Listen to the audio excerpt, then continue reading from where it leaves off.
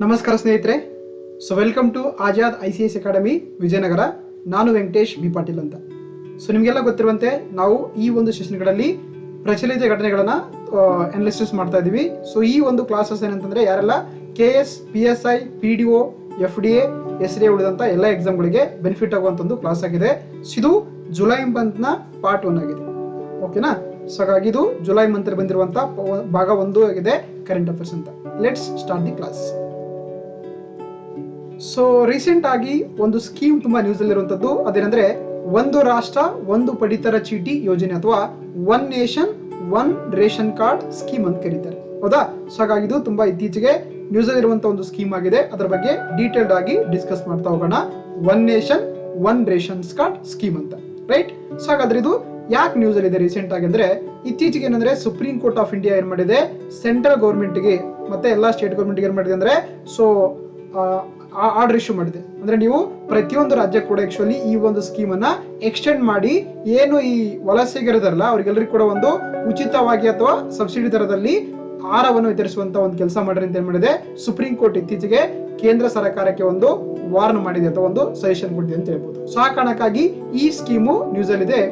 ಒಂದು ರಾಷ್ಟ್ರ ಒಂದು ಪಡಿತರ ಚೀಟಿ ಅಥವಾ one nation one ration card ಅಂತ. ಹಾಗಾದ್ರೆ ಏನಿದು ಸ್ಕೀಮ್ ಅಂತ ನೋಡಿ. ನಮ್ಗೇನಂದ್ರೆ ಸಾಮಾನ್ಯವಾಗಿ ನಾವು ಏನ್ ಮಾಡ್ತೀವಿ, ಪ್ರತಿ ಒಂದು PDS ಹೌದಾ, ಪಬ್ಲಿಕ್ ಡಿಸ್ಟ್ರಿಬ್ಯೂಷನ್ ಸಿಸ್ಟಮ್, ಇದರಲ್ಲಿ ಏನ್ ಮಾಡ್ತೀವಿ ಅಂದ್ರೆ ನಮ್ಗೆ ಸಬ್ಸಿಡಿ ದರದಲ್ಲಿ ಏನಂದ್ರೆ ಯಾರು BPL ಹೌದಾ, ಬಿಲೋ ಪಾವರ್ಟಿ ಲೈನ್ ಕಾರ್ಡ್ ಕೊಡ್ತಾರೆ. ಅದೇ ರೀತಿ ಅಬೋವ್ ಪಾವರ್ಟಿ ಲೈನ್ ಅಂದ್ರೆ ನಮ್ಗೆ ರೇಷನ್ಸ್ ಕಾರ್ಡ್ ಕೊಡ್ತಾರೆ. ಇದ್ರ ಮುಖಾಂತರ ಏನ್ ಮಾಡ್ಬೋದು, ನಾವು ಸಬ್ಸಿಡಿ ದರದಲ್ಲಿ ಅಥವಾ ಉಚಿತವಾಗಿ ಆಹಾರಗಳನ್ನ ಪಡಿತಾ ಇದೀವಿ PDS ಮುಖಾಂತರ, ರೈಟ್? ಏನಂದ್ರೆ ಅದು ಕೇವಲ ಏನ್ ಮಾಡ್ತೀವಿ, ಮೊದಲು ಬರೀ ನಾವು ಎಲ್ಲಿ ಲೋಕಾಲಿಟಿ ಇರ್ತೀವಿ, ಸ್ಥಳೀಯವಾಗಿರ್ತೀವಿ, ಅಲ್ಲಿ ಮಾತ್ರ ಏನಂದ್ರೆ ಆಕ್ಚುಲಿ ನಮ್ಗೆ ಈ ರೇಷನ್ ಸಿಗ್ತಾ ಇತ್ತು. ಆದ್ರೆ ರೀಸೆಂಟ್ ಒಂದು ಸ್ಕೀಮ್ ಮಾಡಿದ್ದಾರೆ ಸೆಂಟ್ರಲ್ ಗೌರ್ಮೆಂಟ್ ಅಲ್ಲಿ, ಅದುವೇ ಒಂದು ರಾಷ್ಟ್ರ ಒಂದು ಪಡಿತರ ಚೀಟಿ ಅಂತ. ಅಂದ್ರೆ ನಿಮ್ಮ ಆಧಾರ್ ಕಾರ್ಡ್ ಮತ್ತೆ ನಿಮ್ಗೆ ಏನ್ ರೇಷನ್ ಕಾರ್ಡ್ಗೆ ಲಿಂಕ್ ಆದ್ರೆ ನೀವು ಭಾರತದ ಯಾವುದೇ ಒಂದು PDS ಸೆಂಟರ್ಗಳಲ್ಲಿ ಏನ್ ಮಾಡಬಹುದು, ಸಬ್ಸಿಡಿ ದರದಲ್ಲಿ ರೇಷನ್ ಪಡಿಬಹುದು. ಅದನ್ನ ನಾವು ಒಂದು ರಾಷ್ಟ್ರ ಒಂದು ಪಡಿತರ ಚೀಟಿ ಯೋಜನೆ ಅಂತ ಕರೀತಾರೆ. ಅಂದ್ರೆ ಇದರ ಮುಖ್ಯ ಉದ್ದೇಶ ಅಂದ್ರೆ ಆಕ್ಚುಲಿ ವಲಸೆ ಕಾರ್ಮಿಕರಿಗೆ ಅಂದ್ರೆ ಮೈಗ್ರೆಂಟ್ಸ್ ಮತ್ತೆ ಅವರ ಕುಟುಂಬದ ಸದಸ್ಯರಿಗೆ ಏನ್ ಮಾಡ್ತಾರೆ ಅಂದ್ರೆ ಆಕ್ಚುಲಿ ಒಂದು ಆಕ್ಟ್ ಇದೆ ನಮ್ಮ ದೇಶದಲ್ಲಿ, ಏನಂದ್ರೆ ರಾಷ್ಟ್ರೀಯ ಆಹಾರ ಭದ್ರತಾ ಕಾಯ್ದೆ 2013 ಪ್ರಕಾರ ಅಂದ್ರೆ ಯಾರು ಕೂಡ ನಮ್ಮ ದೇಶದಲ್ಲಿ ಅಂದ್ರೆ ಹಸಿನಿಂದ ಬಳಲಬಾರದಂತ ಕಾರಣಕ್ಕಾಗಿ ಒಂದು ಕಾಯ್ದೆ ಮಾಡಿದ್ದಾರೆ. ಅಂದ್ರೆ ಅವರು ಈಸಿಯಾಗಿ ಫುಡ್ ಗಳನ್ನ ಏನ್ ಮಾಡಬಹುದು, ಅಫೋರ್ಡಬಲ್ ಆಗಿ ಆಕ್ಸೆಸ್ ಮಾಡ್ಕೊಳ್ಳಕ್ಕೆ ಅವಕಾಶ ಕೊಡುತ್ತೆ ಈ ಕಾಯ್ದೆ, national food security act of the 2013 ಅಂತ. ಅದರಡಿಯಲ್ಲಿ ಏನ್ ಮಾಡ್ತಾರೆ ಅಂದ್ರೆ ದೇಶದ ನೀವು ಯಾವುದೇ ನ್ಯಾಯ ಬೆಲೆ ಅಂಗಡಿಗಳಲ್ಲಿ ಏನ್ ಮಾಡಬಹುದು, ಸಬ್ಸಿಡಿ ದರದಲ್ಲಿ ಪಡಿತರ ವಸ್ತುಗಳನ್ನ ಅಥವಾ ರೇಷನ್ಸ್ ಗಳನ್ನ ಪಡಿಲಿಕ್ಕೆ ಅವಕಾಶ ಮಾಡಿಕೊಡುತ್ತೆ ಈ one nation one ration card ಅಂತ. ಅರ್ಥ ಆಯ್ತಲ್ಲ? ಹಾಗಾಗಿ ಈ ಸ್ಕೀಮ್ ಅನ್ನ 2019 ಆಗಸ್ಟ್ ತಿಂಗಳಲ್ಲಿ ಸ್ಟಾರ್ಟ್ ಮಾಡಿದ್ರು ನಮ್ಮ ಕೇಂದ್ರ ಸರ್ಕಾರ. ಜೊತೆಗೆ ಪ್ರೆಸೆಂಟ್ ಆಗಿ ಅಂದ್ರೆ ಇದನ್ನ 32 ರಾಜ್ಯಗಳು ಮತ್ತೆ ಕೇಂದ್ರಾಡಳಿತ ಪ್ರದೇಶಗಳಲ್ಲಿ ಈ ಒಂದು ಸ್ಕೀಮ್ಗೆ ಅಥವಾ ಯೋಜನೆಗೆ ಸೇರ್ಪಡೆಗೊಂಡಿರುವಂತಹ ಒಂದು ರಾಜ್ಯ ಮತ್ತು ಯುಟಿಗಳಾಗಿದೆ. ಇದರಿಂದ ಸುಮಾರು ಅಂದ್ರೆ ನಮ್ಮ ದೇಶದ 69 ಕೋಟಿ ಜನರು ಏನಂತಂದ್ರೆ ಒಂದು ಬೆನಿಫಿಟ್ ಆಗಿದ್ದಾರೆ ಅಂತ ಹೇಳ್ಬೋದು ಈ ಒಂದು ಸ್ಕೀಮ್ ಅಲ್ಲಿ. ಹಾಗಾದ್ರೆ ಈ ಸ್ಕೀಮ್ ಇಂದ ಪ್ರೆಸೆಂಟ್ ಆಗಿ ಔಟ್ ಸೈಡ್ ಇರುವಂತಹ ಸ್ಟೇಟ್ ಗಳು ಗೊತ್ತಿರಲ್ಲ ನಿಮ್ಗೆ, ಯಾವುದು ಅಸ್ಸಾಂ ಔಟ್ ಸೈಡ್ ಇದೆ, ಅಂದ್ರೆ ಈ ಸ್ಕೀಮ್ಗೆ ಅದು ಅಪ್ಲಿಕೇಬಲ್ ಆಗಲ್ಲ, ಅಂದ್ರೆ ಹೊಂದಾಣಿಕೆ ಒಳಗಡೆ ಬಂದಿಲ್ಲ. ಅದೇ ರೀತಿ ಛತ್ತೀಸ್ಗಢ ಕೂಡ ಔಟ್ ಸೈಡ್ ಇದೆ. ಆಮೇಲೆ ಡೆಲ್ಲಿ ಹಾಗೆ ಪಶ್ಚಿಮ ಬಂಗಾಳ ಕೂಡ ಅಂದ್ರೆ ಈ ಒಂದು ಸ್ಕೀಮ್ಗೆ ಸೇರ್ಪಡೆಯಾಗಿಲ್ಲ. ಹಾಗಾಗಿ ಅಸ್ಸಾಂ, ಛತ್ತೀಸ್ಗಢ, ಡೆಲ್ಲಿ, ಪಶ್ಚಿಮ ಬಂಗಾಳ ಇದೆಯಲ್ಲ, ಇವೆಲ್ಲವೂ ಕೂಡ ಏನಾಗಿದೆ, ಒಂದು ರಾಷ್ಟ್ರ ಒಂದು ಪಡಿತರ ಚೀಟಿ ಯೋಜನೆಯಿಂದ ಹೊರಗಡೆ ಇರುವಂತ ಸ್ಟೇಟ್ ಗಳಾಗಿದೆ ಅಂತ ಹೇಳ್ಬೋದು, ರೈಟ್? ನೋಡಿ, ಇದು ಹೇಗೆ ಕಾರ್ಯನಿರ್ವಹಿಸುತ್ತೆ ಅಂತ ಕೇಳ್ಬೋದು ನೀವು. ಇದಕ್ಕೇನಂದ್ರೆ ಇದೇನಂದ್ರೆ ಒಂದು ತುಂಬಾ ಏನಂತಾರೆ ಎಲೆಕ್ಟ್ರಾನಿಕಲಿ ಇದಂದ್ರೆ ವರ್ಕ್ ಆಗುತ್ತೆ. ಇದನ್ನ ಟೆಕ್ನಾಲಜಿಕಲ್ ಏನ್ ಮಾಡ್ತಾರೆ ಅಂದ್ರೆ ಈ ಒಂದು ಸ್ಕೀಮ್ ಅನ್ನ ಡೆವಲಪ್ ಮಾಡಿದ್ದಾರೆ. ಹಾಗಾಗಿ ಯಾವುದೇ ಒಬ್ಬ ವ್ಯಕ್ತಿಯ ಆಧಾರ್ ಅಂದ್ರೆ ರೇಷನ್ ಕಾರ್ಡ್ಗೆ ಆಧಾರ್ ಲಿಂಕ್ ಮಾಡಿದ್ರೆ ಏನ್ ಮಾಡಬಹುದು, ನೀವು ದೇಶದ ಯಾವುದೇ ಒಂದು ಏನಂದ್ರೆ ಎಲೆಕ್ಟ್ರಾನಿಕ್ ಪಾಯಿಂಟ್ಸ್ ಆಫ್ ಸೇಲ್ ಅಂತ ಕರಿತೀವಿ ನೋಡಿ, EPOS ಅಂತ ಕರೀತಾರೆ. ಅಲ್ಲಿ ಏನಂದ್ರೆ ನಿಮ್ ಪ್ರತಿಯೊಂದು ಡಾಟಾ ಕೂಡ ಏನಾಗುತ್ತೆ, ಅಲ್ಲಿ ಎನ್ರೋಲ್ ಆಗಿರುತ್ತೆ. ಅದರ ಮುಖಾಂತರ ನೀವು ದೇಶದ ಯಾವುದೇ ಭಾಗದಲ್ಲಿ ಕೂಡ ಏನಂದ್ರೆ ಒಂದು ರೇಷನ್ ಶಾಪ್ಗಳಲ್ಲಿ ಅಥವಾ ನ್ಯಾಯ ಬೆಲೆ ಅಂಗಡಿಗಳಲ್ಲಿ ರೇಷನ್ ಗಳನ್ನ ಪಡಿಬಹುದು. ಜೊತೆಗೆ ಏನಂದ್ರೆ ಪ್ರತಿಯೊಂದು ಕೂಡ ಏನಾಗಿರುತ್ತೆ, ನಿಮ್ಗೆ ಬಯೋಮೆಟ್ರಿಕ್ ಆಗಿರುತ್ತೆ. ಅಂದ್ರೆ ಬಯೋಮೆಟ್ರಿಕ್ ಮುಖಾಂತರ ಏನ್ ಮಾಡ್ತಾರೆ, ನಿಮಗೆ ರೇಷನ್ಸ್ ಗಳನ್ನ ಕೊಡಲಾಗುತ್ತೆ. ಓಕೆನಾ? ಜೊತೆಗೆ ಇದಕ್ಕೆ 2 ಸಪರೇಟ್ ಪೋರ್ಟಲ್ ಗಳನ್ನ ಕೂಡ ಏನ್ ಮಾಡಿದೆ, ಲಾಂಚ್ ಮಾಡಿದೆ ಕೇಂದ್ರ ಸರ್ಕಾರ. ಒಂದು integrated management of public distribution system ಅಥವಾ IMPDS ಅಂತ ಕರೀತಾರೆ. ಇದು ಒಂದೇನಾಗಿದೆ, ಒಂದು ಪೋರ್ಟಲ್ ಆಗಿದೆ. ಜೊತೆಗೆ ಇನ್ನೊಂದು ಪೋರ್ಟಲ್ ರೀಸೆಂಟ್ ಆಗಿ ಇನಾಗ್ರೇಟ್ ಮಾಡಿದ್ದಾರೆ, ಅದು ಅನ್ನ ವಿತರಣೆ ಅಂತ. ಹೌದಾ. ಇದ್ರ ಮುಖಾಂತರ ಏನ್ ಮಾಡಬಹುದು, ನೀವು ಈ ಒಂದು ಸ್ಕೀಮ್ಗೆ ಡೈರೆಕ್ಟ್ ಆಗಿ ನೀವು ಕೂಡ ನೇರವಾಗಿ ಅಪ್ಲಿಕೇಬಲ್ ಆಗ್ಬಹುದು ಅಥವಾ ಮಾಡಬಹುದು. ಅದು ಕೂಡ ಎರಡು ಪೋರ್ಟಲ್ ಮಾಡಿರುವಂತದ್ದು. IMPDS ಅಂತಿದೆ, ಜೊತೆಗೆ ಅನ್ನ ವಿತರಣಾ ಪೋರ್ಟಲ್ ಅಂತ ಎರಡು ಪೋರ್ಟಲ್ ಕೂಡ ಏನ್ ಮಾಡ್ತವೆ ಆಕ್ಚುಲಿ ONORC ಸ್ಕೀಮ್ ಅಡಿಯಲ್ಲಿ ಕೆಲಸ ಮಾಡುತ್ತದೆ. ಓಕೆನಾ. ಸೊ ನೋಡಿ, ನಾನು ಆಗ್ಲೇ ಹೇಳ್ತಾ ಇದ್ದೆ ಆಕ್ಚುಲಿ ಇದನ್ನ 2019 ಸ್ಕೀಮ್ ಅನ್ನ ಲಾಂಚ್ ಮಾಡ್ತಾರೆ. ಬಟ್ ಇಡೀ ದೇಶದಂತ ಜಾರಿಗೆ ಬಂದದ್ದು ಜುಲೈ 1, 2020 ಇದು ಜಾರಿಗೆ ಬಂದಿದೆ. ಹೌದಾ. ಸೊ ಹಾಗಾಗಿ ಯಾವುದೇ ಒಬ್ಬ ವ್ಯಕ್ತಿ ಏನಂತಂದ್ರೆ ಆತ ದೇಶದ ಯಾವುದೇ ಒಂದು ನ್ಯಾಯಬೆಲೆ ಅಂಗಡಿಗಳಲ್ಲಿ ಏನ್ ಮಾಡಬಹುದು, ರೇಷನ್ ಗಳನ್ನ ಪಡಿಬಹುದು under the one nation one ration card ಅಂತ ಕರೀತಾರೆ. ಓಕೆನಾ. ಸೊ ಹಾಗಾಗಿ ಇದು ಕೂಡ ನಿಮಗೆ ಗೊತ್ತಿರಬೇಕಾಗುತ್ತೆ. ನೆಕ್ಸ್ಟ್ ನೋಡ್ತಾ ಹೋಗೋಣ. ನೋಡಿ, ಸೊ ಹಾಗಾದ್ರೆ ಇದರಿಂದ ಆಗುವಂತ ಲಾಭಗಳೇನಂತ ಕ್ವಶನ್ ಬರುತ್ತೆ. ಹೌದಾ. ಸೊ ಹಾಗಾದ್ರೆ what are the benefits of the ONORC scheme ಅಂತಂದ್ರೆ ಆಕ್ಚುಲಿ ನೋಡಿ, ಈಗ ಎಷ್ಟೋ ಜನ ಫಾರ್ ಎಕ್ಸಾಂಪಲ್ ತಗೊಂಡ ನಮ್ಮ ಕರ್ನಾಟಕ. ಹೌದಾ. ಕರ್ನಾಟಕದಲ್ಲಿ ಏನ್ ಮಾಡ್ತಾರೆ ಅಂದ್ರೆ ಆಕ್ಚುಲಿ ಉತ್ತರ ಕರ್ನಾಟಕದಿಂದ ಎಷ್ಟೋ ಜನ ಏನ್ ಮಾಡ್ತಾರೆ ಬೆಂಗಳೂರಿಗೆ ಕೆಲಸ ಮಾಡಕ್ ಬರ್ತಾರೆ. ಹೌದಾ. ಅವ್ರು ಏನ್ ಮಾಡ್ತಾರೆ ಅಂದ್ರೆ ಆಕ್ಚುಲಿ ನೋಡಿ, ಮೊದಲು ತಮ್ಮ ಊರುಗಳಲ್ಲಿ ಏನಿತ್ತು ರೇಷನ್ಸ್ ಕಾರ್ಡ್ಗಳಿದ್ವು. ಹಾಗಾಗಿ ಏನಂದ್ರೆ ಅವರು ಅಲ್ಲೇ ಬಿಟ್ಟು ಬರ್ತಾರೆ, ಯಾಕಂದ್ರೆ ಅದು ಇಲ್ಲಿ ಅಪ್ಲಿಕೇಬಲ್ ಆಗಲ್ಲ. ಸೊ ಅದರಿಂದ ಏನಾಗುತ್ತೆ, ಅವರು ನೋಡಿ ಫಾರ್ ಎಕ್ಸಾಂಪಲ್ ಯಾಕಂದ್ರೆ ದಿನಕ್ಕೆ 200 ರೂಪೀಸ್ ದುಡಿದ್ರೆ ಏನ್ ಮಾಡ್ಬೋದು ಅಂದ್ರೆ 100 ರೂಪಾಯಿಯನ್ನ ಆ ಒಂದು ರೇಷನ್ ಖರ್ಚು ಮಾಡ್ತಿದ್ರು. ಯಾಕಂದ್ರೆ ಔಟ್ ಸೈಡ್ ತಗೋಬೇಕಾದ್ರೆ ನಿಮಗೆ ತುಂಬಾ ಕಾಸ್ಟ್ಲಿ ಇರುತ್ತೆ ಎಲ್ಲ ರೇಷನ್ಸ್ಗಳು. ಅಕ್ಕಿ ಆಗಿರ್ಬೋದು, ಜೋಳ ಆಗಿರ್ಬೋದು, ಬೇಳೆ ಆಗಿರ್ಬೋದು, ಈ ತರ ಏನಂದ್ರೆ ನಿಮಗೆ ತುಂಬಾ ಕಾಸ್ಟ್ಲಿ ಆಗುತ್ತೆ. ಅದೇನಂದ್ರೆ ಅವ್ರು ಕೆಲಸ ಮಾಡಕ್ ಬಂದಿರ್ತಾರಲ್ಲ, ಅಲ್ಲೇ ನಿಯರ್ಲಿ ಅವ್ರಿಗೆ ಏನಂದ್ರೆ ಆ ಸೇಮ್ ಅವರು ರೇಷನ್ ಕಾರ್ಡ್ ಬಳಸ್ಕೊಂಡು ಆ ಒಂದು ರೇಷನ್ ಪಡ್ಕೊಂಡ್ರೆ ಏನಾಗುತ್ತೆ, ಅವ್ರಿಗೆ ಎಲ್ಲೋ ಒಂದ್ ಕಡೆ ಮತ್ತೆ 100 ರೂಪೀಸ್ ಸೇವ್ ಆಗುತ್ತೆ. ಹೌದಾ. ಇದರಿಂದ ಏನ್ ಮಾಡ್ಬೋದು, ಅವರು ಒಂದು ಬಡತನದ ಎಲ್ಲೊಂದ್ ಕಡೆ ಸ್ವಲ್ಪ ಇಂಪ್ರೂವ್ಮೆಂಟ್ ಆಗ್ಲಿಕ್ಕೆ ಸಾಧ್ಯ ಆಗುತ್ತೆ. ಸೊ ಹಾಗಂದ್ರೆ ಎಸ್ಪೆಷಲಿ ಅಂದ್ರೆ ಇದು ವಲಸೆ ಹೋಗುವಂತ ಕಾರ್ಮಿಕರಿಗೆ ತುಂಬಾ ಬೆನಿಫಿಟ್ ಆಗುವಂತ ಒಂದು ಸ್ಕೀಮ್ ಆಗಿದೆ ಅಂತ ಹೇಳ್ಬೋದು. That is called the ONORC ಅಂತ. ಜೊತೆಗೆ ಇನ್ನೊಂದು ಏನಾಗುತ್ತೆ ಅಂದ್ರೆ ನೋಡಿ, ಈಗ ಇಲ್ಲಿ ಏನ್ ಮಾಡ್ತಾರೆ ಅಂದ್ರೆ ಆಕ್ಚುಲಿ ಇದಕ್ಕೂ ಒಂದು ಫ್ರಾಡ್ ಕೂಡ ಮಾಡ್ತಾರೆ. ಫಾರ್ ಎಕ್ಸಾಂಪಲ್ ಹೆಂಗಂದ್ರೆ ಈಗ ನೋಡಿ, ನಾರ್ತ್ ಕರ್ನಾಟಕ ಬಂದಿರ್ತಾರೆ. ಹೌದಾ. ಅವ್ರದ್ದು ಲೋಕಲ್ ಕೂಡ ಆಧಾರ್ ಕಾರ್ಡ್ ಏನಂದ್ರೆ ರೇಷನ್ ಕಾರ್ಡ್ ಇರ್ತಾರೆ. ಇಲ್ಲಿ ಬಂದು ಕೂಡ ಏನ್ ಮಾಡ್ತಾರೆ ಅಂದ್ರೆ ಮತ್ತೆ ಇಲ್ಲೊಂದು ಹೊಸ ರೇಷನ್ ಕಾರ್ಡ್ ಮಾಡ್ತಾರೆ. ಹೌದಾ. ಅದು ಅಲ್ಲಿ ತೊಗೊಳ್ತಿರ್ತಾರೆ, ಇಲ್ಲಿ ತೊಗೊಳ್ತಿರ್ತಾರೆ. ಇಲ್ಲಿ ಏನಾಗುತ್ತೆ, ಮಿಸ್ಯೂಸ್ ಆಗ್ತಾ ಇದೆ. ಹೌದಾ. ಅದನ್ನ ಏನ್ ಮಾಡಬಹುದು ನಾವು, ಡೈರೆಕ್ಟ್ ಆಗಿ ಅವರ ಒಂದು ಏನಂದ್ರೆ ಎಲೆಕ್ಟ್ರಾನಿಕ್ ಡಾಟಾ ಮುಖಾಂತರ ಈ ತರ ಕರಪ್ಷನ್ ಆಗುವಂತದನ್ನ ಏನ್ ಮಾಡಬಹುದು, ತಡ್ಲಿಕ್ಕೆ ಸಾಧ್ಯ ಆಗುತ್ತೆ ಈ ಒಂದು ONORC ಸ್ಕೀಮ್ ಅಂತ ಹೇಳ್ಬೋದು. ಯಾಕಂದ್ರೆ ನೋಡಿ, ಈಗ ಯಾವುದೇ ಸ್ಕೀಮ್ ಇರುತ್ತಲ್ಲ ಅದಕ್ಕೆ ಅಲ್ಟರ್ನೇಟಿವ್ ಆಗಿ ಸ್ಕ್ಯಾಮ್ ಮಾಡಕ್ ಗೊತ್ತಿರುತ್ತೆ ಜನರಿಗೆ. ಸೊ ನೋಡಿ, ಈಗ ಎಷ್ಟೋ ಜನರಿಗೆ ಅಂದ್ರೆ ನಿಮ್ಗೆ ಬರೀ ಒಂದು 1000 ರೂಪೀಸ್ ಕೊಟ್ಟರೆ ಸಾಕು ರೇಷನ್ ಕಾರ್ಡ್ ಮಾಡಿಕೊಡ್ತಾರೆ. ನಿಮ್ಗೆ APL ಅಂದ್ರೆ APL ಕೊಡ್ತಾರೆ, BPL ಅಂದ್ರೆ BPL ಕೊಡ್ತಾರೆ. ಆ ತರ ಪರಿಸ್ಥಿತಿ ಆಗಿದೆ. ಸೊ ಹಾಗೆ ಏನ್ ಮಾಡಬಹುದು, ಈ ತರ ಒಂದು ಇಲ್ಲಿಗಲ್ ಆಗಿರುವಂತಹ ರೇಷನ್ ಕಾರ್ಡ್ಗಳನ್ನ ಏನ್ ಮಾಡಬಹುದು, ಸ್ಟಾಪ್ ಮಾಡಕ್ಕೆ ಸಾಧ್ಯ ಆಗುತ್ತೆ ಈ ಒಂದು ONORC ಸ್ಕೀಮ್ ಮುಖಾಂತರ. ಓಕೆನಾ. ಜೊತೆಗೆ ಏನಂದ್ರೆ ನೋಡಿ, ಈಗ ಸೊ ಇದೇನಂದ್ರೆ ನೀವು ಈಗ ಫಾರ್ ಎಕ್ಸಾಂಪಲ್ ಹೆಂಗಂದ್ರೆ ಯಾವ್ದೋ ಒಂದ್ ಕಡೆ ಏನ್ ಮಾಡ್ತಿರ್ತಾರ, ರೇಷನ್ ತಗೋತಾ ಇರ್ತಾರೆ. ಅಲ್ಲಿ ಏನ್ ಮಾಡ್ತಿರ್ತೀನಿ ನಾನು, ಸರಿಯಾಗಿ ನಿಮ್ಗೆ ವೆಯ್ಟ್ ಕೊಡಂಗಿಲ್ಲ. ಈಗ 10 kg ಯಾಕೆಂದ್ರೆ ಏನ್ ಮಾಡ್ತೀನಿ ನಾನು, ಯಾವ್ದೋ ಒಂಥರ ಮೋಸ ಮಾಡಿ ನಿಮ್ಗೆ 9 kg ಕೊಡ್ಬೋದು, ಈ ತರ ಮೋಸ ಮಾಡ್ತಿರ್ತಾರೆ. ಹೌದಾ. ಸೊ ಅದರಿಂದ ಏನ್ ಮಾಡೋದ್ರೆ ನೀವು ಅಲ್ಲಿ ನಿಮ್ಗೆ ಜಾಸ್ತಿ ಕೇಳಕ್ಕೂ ಆಗಲ್ಲ, ಯಾಕಂದ್ರೆ ಅವರೊಬ್ಬ ಅಲ್ಲಿ ಲೋಕಲಿ ತುಂಬಾ ಪವರ್ಫುಲ್ ವ್ಯಕ್ತಿ ಆಗಿರ್ತಾನೆ. ಅದರಿಂದ ಏನ್ ಮಾಡೋದು ಅಂದ್ರೆ ನೀವು ಅಲ್ಲಿ ಬಿಟ್ಟು ಬೇರೆ ಕಡೆ ಹೋಗ್ಬೋದು. ಯಾಕಂದ್ರೆ ನಿಮ್ಗೆ ದೇಶದಲ್ಲಿ ಯಾವುದೇ ನ್ಯಾಯಬೆಲೆ ಅಂಗಡಿಗಳಲ್ಲಿ ಏನ್ ಮಾಡಬಹುದು, ರೇಷನ್ ಗಳನ್ನ ಪರ್ಚೇಸ್ ಮಾಡಬಹುದು. ಇದರಿಂದ ಏನಂದ್ರೆ ಆಕ್ಚುಲಿ ಈ ತರ ಅಂದ್ರೆ ಒಂದು ಕರಪ್ಷನ್ ಅನ್ನ ಅಥವಾ ಒಂದು ಏನ್ ಮಾಡಬಹುದು, ಒಂದು ಭ್ರಷ್ಟಾಚಾರವನ್ನ ತಡಲಿಕ್ಕೆ ಸಾಧ್ಯ ಆಗುತ್ತೆ ಅಂತ ಹೇಳ್ಬಹುದು ಈ ಒಂದು ONORC ಸ್ಕೀಮ್ ಮುಖಾಂತರ. ಓಕೆ. ನೆಕ್ಸ್ಟ್ ನೋಡೋದಾದ್ರೆ ನೋಡಿ, ಇದರಿಂದ ಏನಾಗುತ್ತೆ ಅಂದ್ರೆ ಆಕ್ಚುಲಿ ಸೊ ಏನ್ ಮಾಡಬಹುದು, ಈ ಮೈಗ್ರೆಂಟ್ ಸರ್ಕಾರ ಏನ್ ಮಾಡ್ತಾರೆ ಅಂದ್ರೆ ಸಬ್ಸಿಡಿ ದರದಲ್ಲಿ ಏನಂದ್ರೆ ಆಹಾರಗಳನ್ನ ಪಡೆದಿಂದ ಏನಾಗುತ್ತೆ, ಅವರು ಎಲ್ಲಿ ಕೆಲಸ ಮಾಡಕ್ ಹೋಗಿರ್ತಾರಲ್ಲ ಅವ್ರಿಗೆ ತುಂಬಾ ನೆಮ್ಮದಿಯಿಂದ ಕೆಲಸ ಮಾಡಬಹುದು, ಮತ್ತೆ ಹೊಟ್ಟೆ ತುಂಬಾ ಊಟ ಮಾಡಕ್ ಸಾಧ್ಯ ಆಗುತ್ತೆ. ಕೆಲಸ ನೋಡಿ, ಈಗ ಫಾರ್ ಎಕ್ಸಾಂಪಲ್ ಅಂದ್ರೆ ಈಗ COVID-19 ಇಂದ ಎಷ್ಟೋ ಜನರು ಕೆಲಸಗಳೇ ಕಳ್ಕೊಂಡಿದ್ದಾರೆ. ಹೌದಾ. ಇಂಥ ಟೈಮಲ್ಲಿ ಏನಾಗುತ್ತೆ ಅಂದ್ರೆ ಅವರು ಇರುವಂತ ಪ್ಲೇಸ್ ಅಲ್ಲೇ ಈ ಒಂದು ರೇಷನ್ ಪಡ್ಕೊಂಡು ಏನ್ ಮಾಡಬಹುದು, ಸೊ ತಮ್ಮ ಒಂದು ಲೈಫ್ ಅನ್ನು ಕೂಡ ಸಾಗಿಸಬಹುದು. ಓಕೆನಾ. ಸೊ ಅದೇ ರೀತಿ ಏನಂದ್ರೆ ಆಕ್ಚುಲಿ ಅವರು ಮತ್ತೆ ಬೇರೆ ತರ ಬೆನಿಫಿಟ್ ಕೂಡ ಪಡೆಯೋಕ್ಕಾಗುತ್ತೆ. ಎಷ್ಟೋ ಜನರಿಗೆ ಏನಂದ್ರೆ ನೋಡಿ, ಈ ಕೋವಿಡ್ ಟೈಮಲ್ಲಿ ಅಂದ್ರೆ ಊಟ ಸಿಗ್ತಲ್ಲ. ಸೊ ಅದರಿಂದ ಅಟ್ಲೀಸ್ಟ್ ರೇಷನ್ ಇದರಿಂದ ಏನ್ ಮಾಡ್ಬೋದು, ಅವರು ತಮ್ಮ ಆಹಾರದ ಒಂದು ಅಂದ್ರೆ ಪೌಷ್ಟಿಕಾಂಶನ ಕೂಡ ಹೆಚ್ಚು ಮಾಡ್ಕೊಳ್ಬಹುದು ಅಂತ ಹೇಳ್ಬೋದು. ಜೊತೆಗೆ ನಾನು ಆಗ್ಲೇ ಹೇಳ್ತಾ ಇದ್ದೆ ಆಕ್ಚುಲಿ ಏನ್ ಕರಪ್ಷನ್ ಇರುತ್ತಲ್ಲ ಅದನ್ನ ಕೂಡ ತಡ್ಲಿಕ್ಕೆ ಸಾಧ್ಯ ಆಗುತ್ತೆ ಅಂತ ಹೇಳ್ಬೋದು. ಜೊತೆಗೆ ಏನಂದ್ರೆ ನಮ್ಗೊಂದು ಟಾರ್ಗೆಟ್ ಇದೆ. ಹೌದಾ. 2030 ಏನ್ ಮಾಡಿದೀವಿ ನಾವು, ನಮ್ಮ ದೇಶವನ್ನ ಏನ್ ಮಾಡ್ತೀವಿ ಅಂದ್ರೆ ಹಸಿವು ಮುಕ್ತ ಮಾಡ್ತೀವಿ ಅಂತ ಹೇಳಿ ಒಂದು ಘೋಷಣೆ ಮಾಡ್ಕೊಂಡಿದ್ದೀವಿ ನಾವು. Okay. 2030 India will be achieving the target of the eliminating the hunger ಅಂತ. ಸೊ ಹಾಗಾಗಿ ಇದರಿಂದ ಏನಾಗುತ್ತೆ ಅಂದ್ರೆ ನೋಡಿ, ನಾವೇನ್ ಮಾಡ್ಬೋದು, ಈ ಒಂದು ಟಾರ್ಗೆಟ್ ಅನ್ನ ರೀಚ್ ಮಾಡ್ಕೊಳ್ಳೋಕೆ ಏನಾಗುತ್ತೆ, ನಮಗೆ ಈ ONORC ಸ್ಕೀಮ್ ಇದೆಯಲ್ಲ ತುಂಬಾ ಅಂದ್ರೆ ನಮ್ಗೆ ಹೆಲ್ಪ್ ಆಗುತ್ತೆ. ಯಾಕಂದ್ರೆ ಇದ್ರ ಮುಖಾಂತರ ನಾವು ಹಸಿವಿನ ಪ್ರಮಾಣವನ್ನ ತಡಿಬಹುದು. ಎಷ್ಟೋ ಜನ ಕಾರ್ಮಿಕರಿಗೆ ಅಂದ್ರೆ ಒಂದು ಅಟ್ಲೀಸ್ಟ್ ಅವ್ರಿಗೆ ಒಂದು ಬೇಸಿಕ್ ಇರುವಂತ ನೀಡ್ಸ್ ಕೊಟ್ಟಂಗಾಗುತ್ತೆ. ಸೊ ಅದರಿಂದ ಏನ್ ಮಾಡ್ಬೋದು, ನಾವು ಈಸಿಯಾಗಿ 2030 ಭಾರತವನ್ನ ಹಸಿವು ಮುಕ್ತ ದೇಶ ಮಾಡಕ್ಕೆ ಸಾಧ್ಯ ಆಗುತ್ತೆ. ಜೊತೆಗೆ ರೀಸೆಂಟ್ ಆಗಿ ಒಂದು ವರದಿ ಬಂತು, ಸೂಚ್ಯಂಕ ಬಂತು. ಯಾವ್ದು ಗೊತ್ತದು?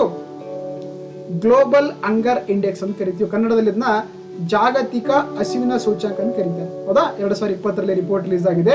ಈ ರಿಪೋರ್ಟ್ ಪ್ರಕಾರ ಭಾರತ ಏನಂದ್ರೆ 94ನೇ ಸ್ಥಾನ ಇದೆ ಔಟ್ ಆಫ್ ದಿ 107 ದೇಶಗಳಲ್ಲಿ. ನೋಡಿ, ಅಂದ್ರೆ ಒಟ್ಟು 107 ದೇಶಗಳಲ್ಲಿ ಭಾರತ 94ನೇ ಸ್ಥಾನ ಇದೆ. ಅಂದ್ರೆ ನಮ್ಮ ದೇಶದಲ್ಲಿ ಕೂಡ ಅಷ್ಟು ಅಶ್ವಿನಿಂದ ಬಳತಿರುವಂತ ಜನಸಂಖ್ಯೆ ಜಾಸ್ತಿ ಇದೆ. ಹೌದಾ? ನಿಯರ್ಲಿ ಏನಂದ್ರೆ ನಮ್ಮ ದೇಶದಲ್ಲಿ 30 crore ಪೀಪಲ್ಸ್ ಅಂತ.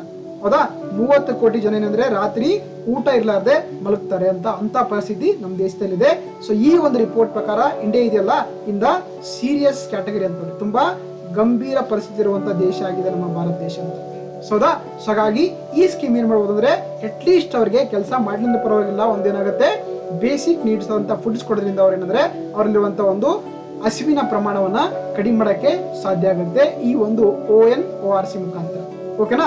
ಈ ಗ್ಲೋಬಲ್ ಹಂಗರ್ ಇಂಡೆಕ್ಸ್ ಇದೆಯಲ್ಲ, ಇದು ಪ್ರತಿ ವರ್ಷ ಪಬ್ಲಿಷ್ ಆಗುವಂತ ರಿಪೋರ್ಟ್ ಆಗಿದೆ. ಓಕೆನಾ? ಸೊ ಇದನ್ನ ಪಬ್ಲಿಷ್ ಮಾಡೋದಕ್ಕೆ 2 NGOಗಳು ಮಾಡ್ತವೆ. ಒಂದು ಕನ್ಸರ್ನ್ ವರ್ಲ್ಡ್ ವೈಡ್ ಅಂತ ಬರುತ್ತೆ, ಇನ್ನೊಂದು ವೆಲ್ಡ್ ಹಂಗರ್ ಇಲ್ಫ್ ಅಂತ. ಏನಂದ್ರೆ ಆಕ್ಚುಲಿ 2 NGOಗಳು ಏನ್ ಮಾಡ್ತವೆ, ಪ್ರತಿ ವರ್ಷ ಈ ರಿಪೋರ್ಟ್ ಅನ್ನ ಪಬ್ಲಿಷ್ ಮಾಡುತ್ತೆ. 2020 ಭಾರತ 94ನೇ ರ್ಯಾಂಕ್ ಅನ್ನು ಪಡ್ಕೊಂಡಿದೆ ಔಟ್ ಆಫ್ ದಿ 107 ಕಂಟ್ರಿಗಳಲ್ಲಿ in the category of the serious. Okay, ಗೊತ್ತಿರಬೇಕಾಗುತ್ತೆ. ಹಾಗಾದ್ರೆ ಈ ಒಂದು ಸ್ಕೀಮ್ ಅನ್ನ ಇಂಪ್ಲಿಮೆಂಟೇಷನ್ ಮಾಡಬೇಕಾದ್ರೆ ಏನ್ ಚಾಲೆಂಜ್ ಇದೆ ಅಂತ ಫಸ್ಟ್ ಕ್ವೆಶ್ಚನ್ ಬರುತ್ತೆ. ಹೌದಾ? ಹಾಗಾದ್ರೆ ಈ ಒಂದು ರಾಷ್ಟ್ರ ಒಂದು ಪಡಿತರ ಚೀಟಿ ಸ್ಕೀಮ್ ಅನ್ನ ನಾವು ನಮ್ಮ ದೇಶದಲ್ಲಿ ಕಾರ್ಯಗತಗೊಳಿಸಬೇಕಾದ್ರೆ ಇರುವಂತ ಸವಾಲುಗಳು ಏನಂತ ಕ್ವೆಶ್ಚನ್ ಬರುತ್ತೆ. ಹೌದಾ? ನೋಡಿ, ಏನಾಗುತ್ತೆ ಅಂದ್ರೆ ಆಕ್ಚುಲಿ ಇಷ್ಟೆಲ್ಲ ಡಾಟಾ ಏನಾಗುತ್ತೆ ಅಂದ್ರೆ ನೋಡಿ ಎಕ್ಸ್ಕ್ಲೂಷನ್ ಆಫ್ ದಿ ಎರರ್ ಆಗ್ತಾ ಹೋಗುತ್ತೆ. ಹೌದಾ?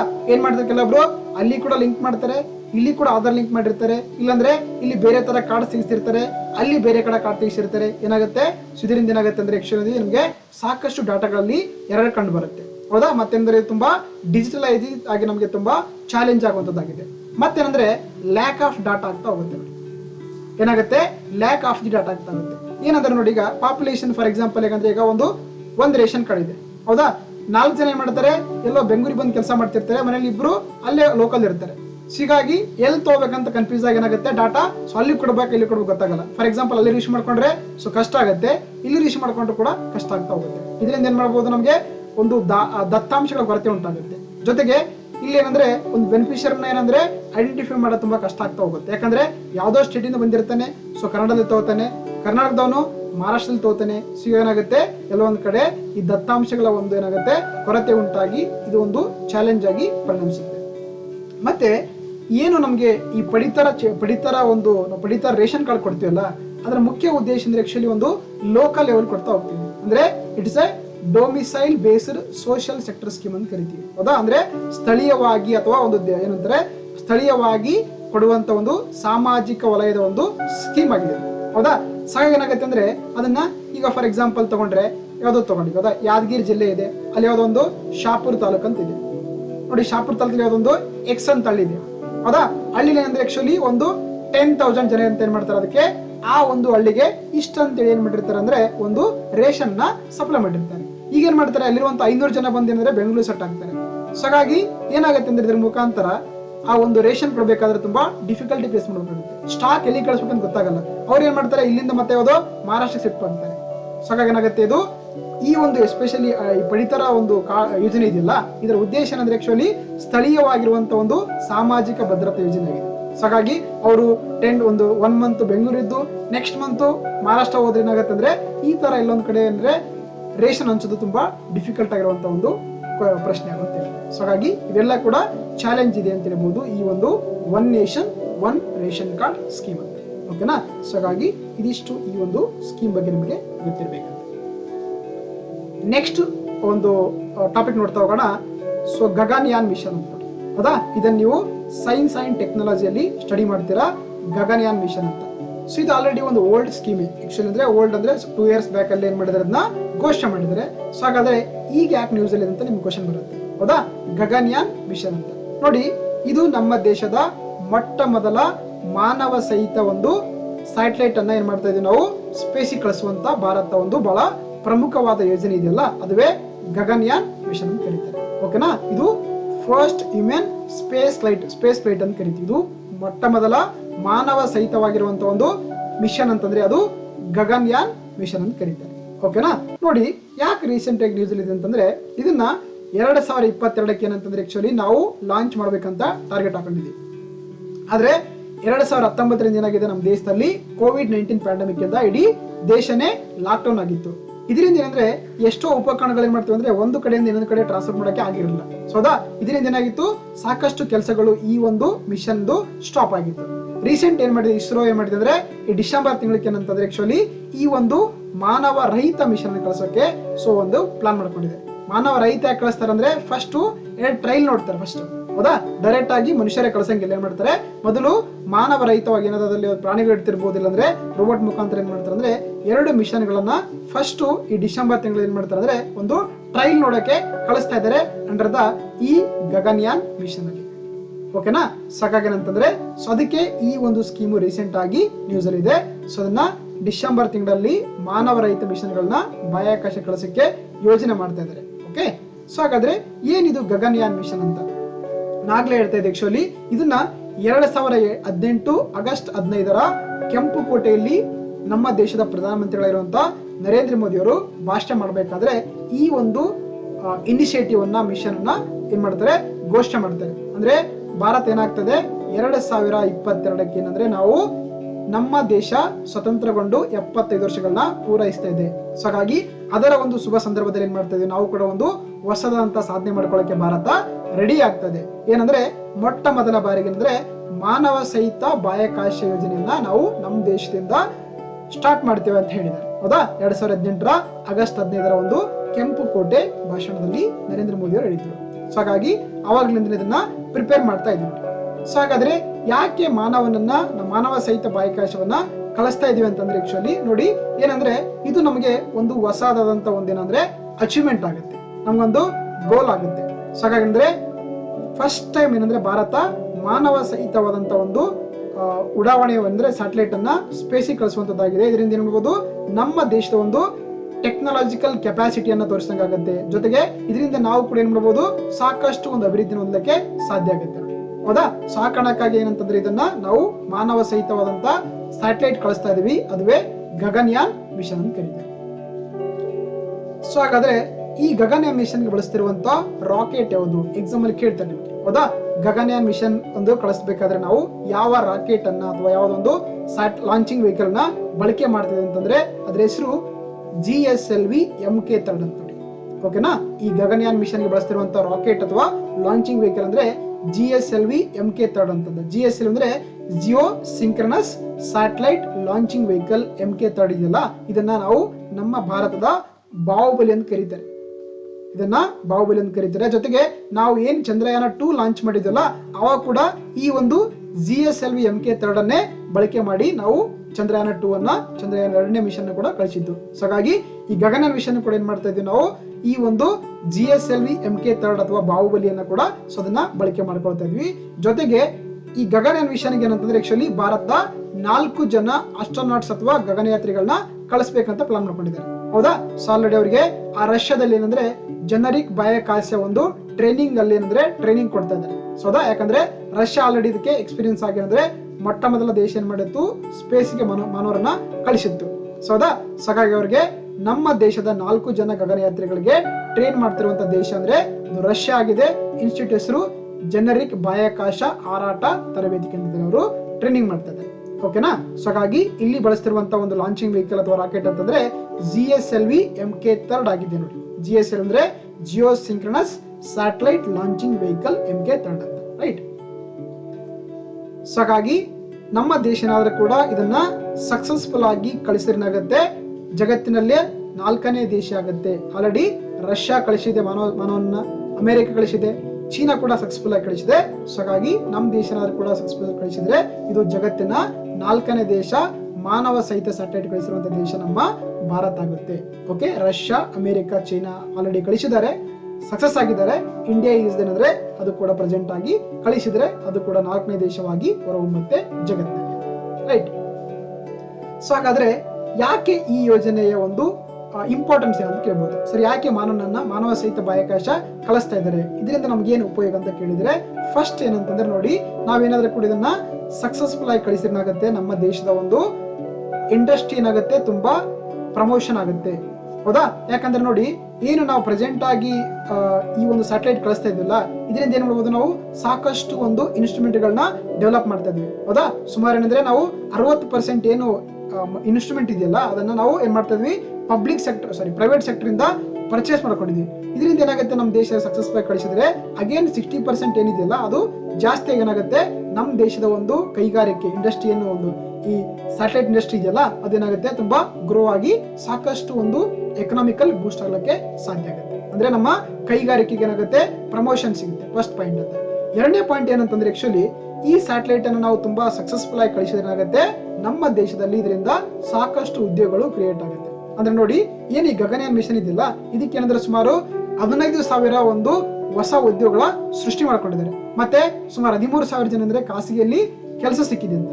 ಸೊ ಹಾಗಾಗಿ ಏನಾದ್ರು ಈ ತರ ಇದನ್ನ ಸಕ್ಸಸ್ ಆಗಿ ಕಳಿಸಿನಾಗುತ್ತೆ, ನಮ್ಮ ದೇಶದ ಎಷ್ಟೋ ಸೈಂಟಿಸ್ಟ್ ಗಳಿಗೆ ಏನಾಗುತ್ತೆ ಅಂದ್ರೆ ಮೇ ಬಿ ಅವರು ಉದ್ಯೋಗಗಳಿಗೆ ಒಂದು ಸಿಗುವಂತ ಕೆಲಸ ಆಗುತ್ತೆ ಅಂತ ಹೇಳ್ಬೋದು. ಓಕೆನಾ? ಜೊತೆಗೆ ಇದ್ರ ಮುಖಾಂತರ ಏನಾಗುತ್ತೆ, ನಮಗೆ ತಂತ್ರಜ್ಞಾನ ಅಭಿವೃದ್ಧಿ ಅಥವಾ ಟೆಕ್ನಾಲಜಿಕಲ್ ಡೆವಲಪ್ಮೆಂಟ್ ಆಗ್ತೀವಿ ನೋಡಿ. ಅದಕ್ಕೆ ಹೇಳ್ತಿರೋದಾ, innovation is the necessity of mother ಅಂತ ಕರೀತಾರೆ. ಹೌದಾ? ಸೊ ಹಾಗಾಗಿ ನಾವೇನೇ ಒಂದು ಅನ್ವೇಷಣೆಗಳು ಮಾಡ್ತೀವಲ್ಲ, ಅಲ್ಲಿ ಏನಾಗುತ್ತೆ ಸಾಕಷ್ಟು ಒಂದು ಹೊಸದಂತ ಅನ್ವೇಷಣೆಗಳು ಮಾಡ್ತಾ ಹೋಗ್ತವೆ. ಅಂದ್ರೆ ನಮ್ಮ ಹತ್ರ ಏನಂದ್ರೆ ಈ ಸೃಜನಶೀಲತೆ ಜಾಸ್ತಿ ಆಗ್ತಾ ಹೋಗುತ್ತೆ.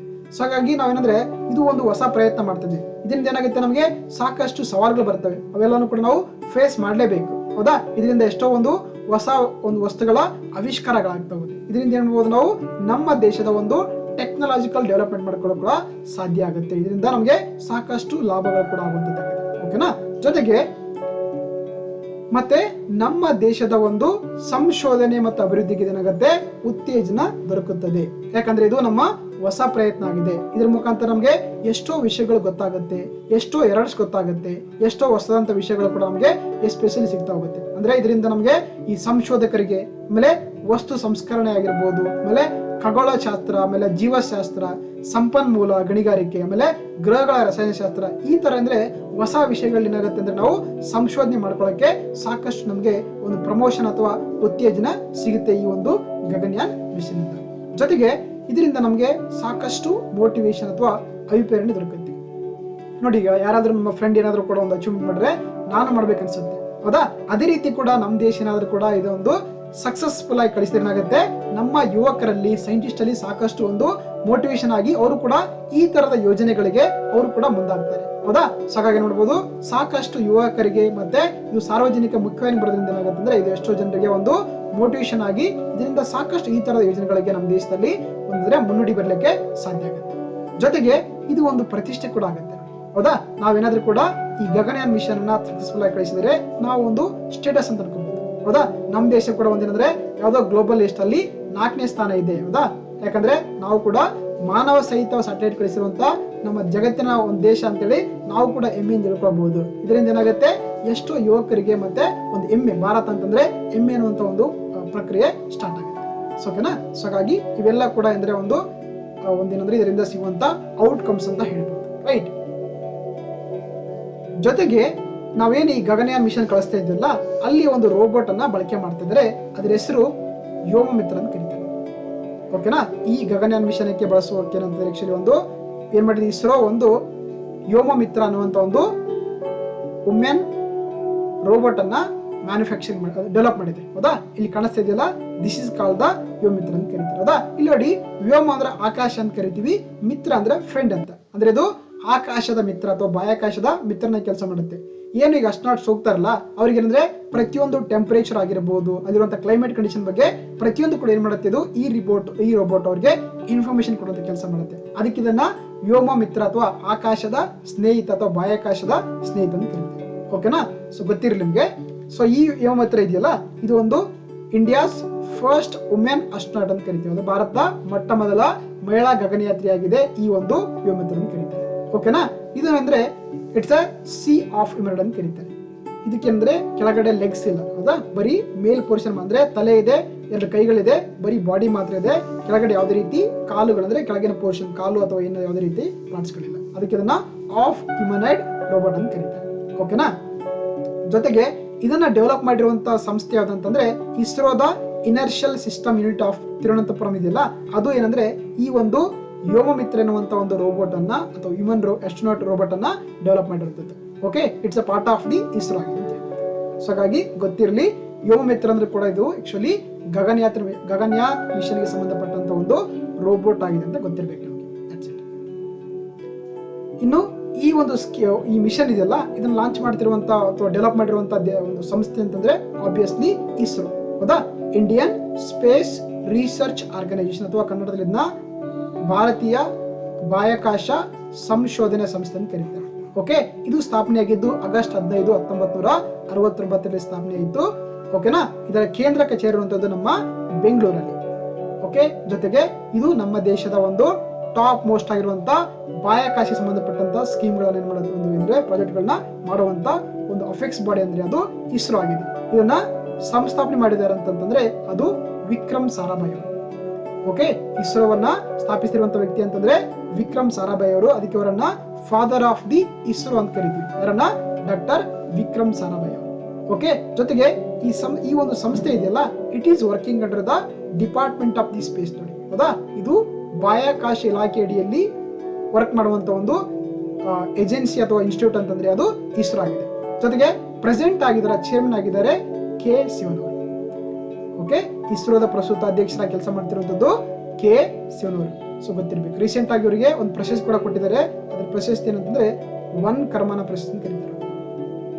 ರೀಸೆಂಟ್ ಆಗಿ ಅವರಿಗೆ ಪ್ರಶಸ್ತಿ ಸಿಕ್ತು, ಅದು ಒನ್ ಕರ್ಮನ ಪ್ರಶಸ್ತಿ ಅಂತ ಕೊಡ್ತಾರೆ. ಇದು ಬಾಹ್ಯಾಕಾಶದಲ್ಲಿ ಸಾಧನೆ ಮಾಡಿರುವಂತ ವ್ಯಕ್ತಿಗಳಿಗೆ ಕೊಡುವಂತ ಪ್ರಶಸ್ತಿ ಆಗಿದೆ, ಒನ್ ಕರ್ಮನ ಪ್ರಶಸ್ತಿ ಅಂತ. ರೀಸೆಂಟ್ ಆಗಿ ಕೆ ಶಿವನ್ ಅವರಿಗೆ ಪ್ರಶಸ್ತಿಯನ್ನ 2020 ಪ್ರಶಸ್ತಿಯನ್ನ ನೀಡಲಾಯಿತು. ಓಕೆ, ಸೊ ಹಾಗಾಗಿ ಇಷ್ಟೆಲ್ಲ ಮಾಹಿತಿ ಗೊತ್ತಿರಬೇಕಾಗುತ್ತೆ ರಿಗಾರ್ಡಿಂಗ್ ದಿ ಗಗನಯಾನ್ ಮಿಷನ್ ಅಂತ. ಓಕೆ, ನೆಕ್ಸ್ಟ್ ಟಾಪಿಕ್ ನೋಡ್ತಾ ಹೋಗೋಣ. ಸೊ ಜುಲೈ 1 ತಕ್ಷಣ, ಹೌದಾ? ಜುಲೈ 1 ಬಂದರೆ ನಮಗೆ ಫಸ್ಟ್ ನೆನಪಾಗುವಂಥದ್ದು ಸೊ ಇಂಡಿಯನ್ GST ಅಂತ. ಹೌದಾ? ಭಾರತೀಯ GST ಅಥವಾ ಸರಕು ಸೇವೆಗಳ ತೆರಿಗೆ ದಿನ ನೆನಪಿರುತ್ತೆ ನೋಡಿ. ಸೊ ಪ್ರತಿ ವರ್ಷ ಏನ್ ಮಾಡ್ತೀವಿ ನಾವು? ಜುಲೈ 1.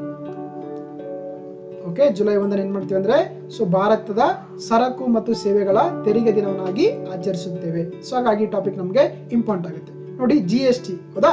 GST ಅಂದ್ರೆ ಗೂಡ್ಸ್ ಅಂಡ್ ಸರ್ವಿಸಸ್ ಟ್ಯಾಕ್ಸ್ ಅಂತ ಕರೀತಾರೆ. ಸೊ ಹಾಗಾಗಿ ಈ ಟಾಪಿಕ್ ಬಗ್ಗೆ ಡೀಟೇಲ್ ಆಗಿ ಡಿಸ್ಕಸ್ ಮಾಡ್ತಾ ಹೋಗೋಣ. ನೋಡಿ, ಟ್ಯಾಕ್ಸ್, ಹೌದಾ? ಹಾಗಾದ್ರೆ ಏನಿದೆ ಟ್ಯಾಕ್ಸ್ ಅಂದ್ರೆ? ನಿಮ್ ಪ್ರಕಾರ ನೋಡಿ, ತೆರಿಗೆ ಅಂದ್ರೆ actually it's a compulsory contributions to the state revenue ಅಂತ ಕರೀತಾರೆ. ಹೌದಾ? ನಾವಂದ್ರೆ ಭಾರತದಲ್ಲಿರುವಂತ ವ್ಯಕ್ತಿಗಳಂದ್ರೆ ಅವರು ಕಡ್ಡಾಯವಾಗಿ ಸರಕಾರಕ್ಕೆ ಕೊಡಲೇಬೇಕಾದಂತ ಒಂದು ವಂತಿಗೆ ಆಗಿದೆ. ಹೌದಾ? ಅವರು ವ್ಯಕ್ತಿ ಆಗಿರ್ಬೋದು, ಒಂದು ಕಂಪನಿ ಆಗಿರ್ಬೋದು, ಅವರೆಲ್ಲರೂ ಕೂಡ ಕಡ್ಡಾಯವಾಗಿ ಸರಕಾರಕ್ಕೆ ಪಾವತಿ ಮಾಡಬೇಕಾದಂತ ವಂತಿಗೆ ನಾವು ಟ್ಯಾಕ್ಸ್ ಅಥವಾ ತೆರಿಗೆ ಅಂತ ಕರೀತೇವೆ. ಓಕೆನಾ? ಸೊ ಹಾಗಾಗಿ ಈ ಟ್ಯಾಕ್ಸ್ ಇದೆಯಲ್ಲ, ಇದರ ಮುಖ್ಯ ಉದ್ದೇಶ ಯಾಕೆ ಕಲೆಕ್ಟ್ ಮಾಡ್ತಾರೆ ಅಂದ್ರೆ ನೋಡಿ, ಈಗ ನಮ್ಮ ದೇಶದಲ್ಲಿ ಫಾರ್ ಎಕ್ಸಾಂಪಲ್ ತಗೋಣ, ಎಕ್ಸ್ ಅನ್ನೋ ವ್ಯಕ್ತಿ ಇದ್ದಾರೆ, ವಾಯ್ ಅನ್ನೋ ವ್ಯಕ್ತಿ ಇದ್ದಾರೆ. ಹೌದಾ? ಎಕ್ಸ್ ಏನಂದ್ರೆ ಅಗರ್ಭ ಶ್ರೀಮಂತ ಇದ್ದಾನೆ, ವಾಯ್ ತುಂಬಾ ಬಡವ ಇದ್ದಾನೆ. ಸೊ ಹೌದಾ? ಸವಾಗ ಏನ್ ಮಾಡ್ತಾರೆ ಆಕ್ಚುಲಿ ಎಕ್ಸ್ ನ ಏನು ಪ್ರಾಫಿಟ್ ಬರ್ತಾ ಇದೆಯಲ್ಲ ಅದರಲ್ಲಿ ಇಷ್ಟು ಪರ್ಸೆಂಟ್ ಏನ್ ಮಾಡ್ಬೇಕಂತ ಸರ್ಕಾರಕ್ಕೆ ಪೇ ಮಾಡ್ತಾನೆ. ಹೌದಾ? ಅದರಿಂದ ಏನ್ ಮಾಡ್ತಾರೆ ಆಕ್ಚುಲಿ ಆ ಹಣ ಬಳಕೊಂಡು ಈ ವಾಯ್ ಅನ್ನೋ ವ್ಯಕ್ತಿಗಳಿಗೆ ಯಾವ್ದೋ ಒಂದು ಸ್ಕೀಮ್ ಮಾಡ್ತಾರೆ. ಫಾರ್ ಎಕ್ಸಾಂಪಲ್ ಸಬ್ಸಿಡಿ ದರದಲ್ಲಿ ಫುಡ್ಸ್ ಕೊಡ್ತಾರೆ, ಆಮೇಲೆ ಅವ್ರಿಗೆ ಏನೋ ಒಂದು ಆರೋಗ್ಯ ಸರ್ವಿಸ್ ಕೊಡ್ತಾರೆ, ಹೆಲ್ತ್ ಸರ್ವಿಸ್ ಕೊಡ್ತಾರೆ. ಇದ್ರ ಮುಖಾಂತರ ಏನ್ ಮಾಡ್ಬೋದು, ನಮ್ಮ ದೇಶದಲ್ಲಿರುವಂತಹ ಒಂದು ಆರ್ಥಿಕ ಅಸಮಾನತೆಯನ್ನ ತೊಡೆದಾಕ್ಸ್ಲಿಕ್ಕೆ ಏನ್ ಮಾಡ್ತಾರೆ ಅಂದ್ರೆ ಟ್ಯಾಕ್ಸ್ ಕಲೆಕ್ಟ್ ಮಾಡ್ತಾರೆ. ಅರ್ಥ ಆಯ್ತಾ?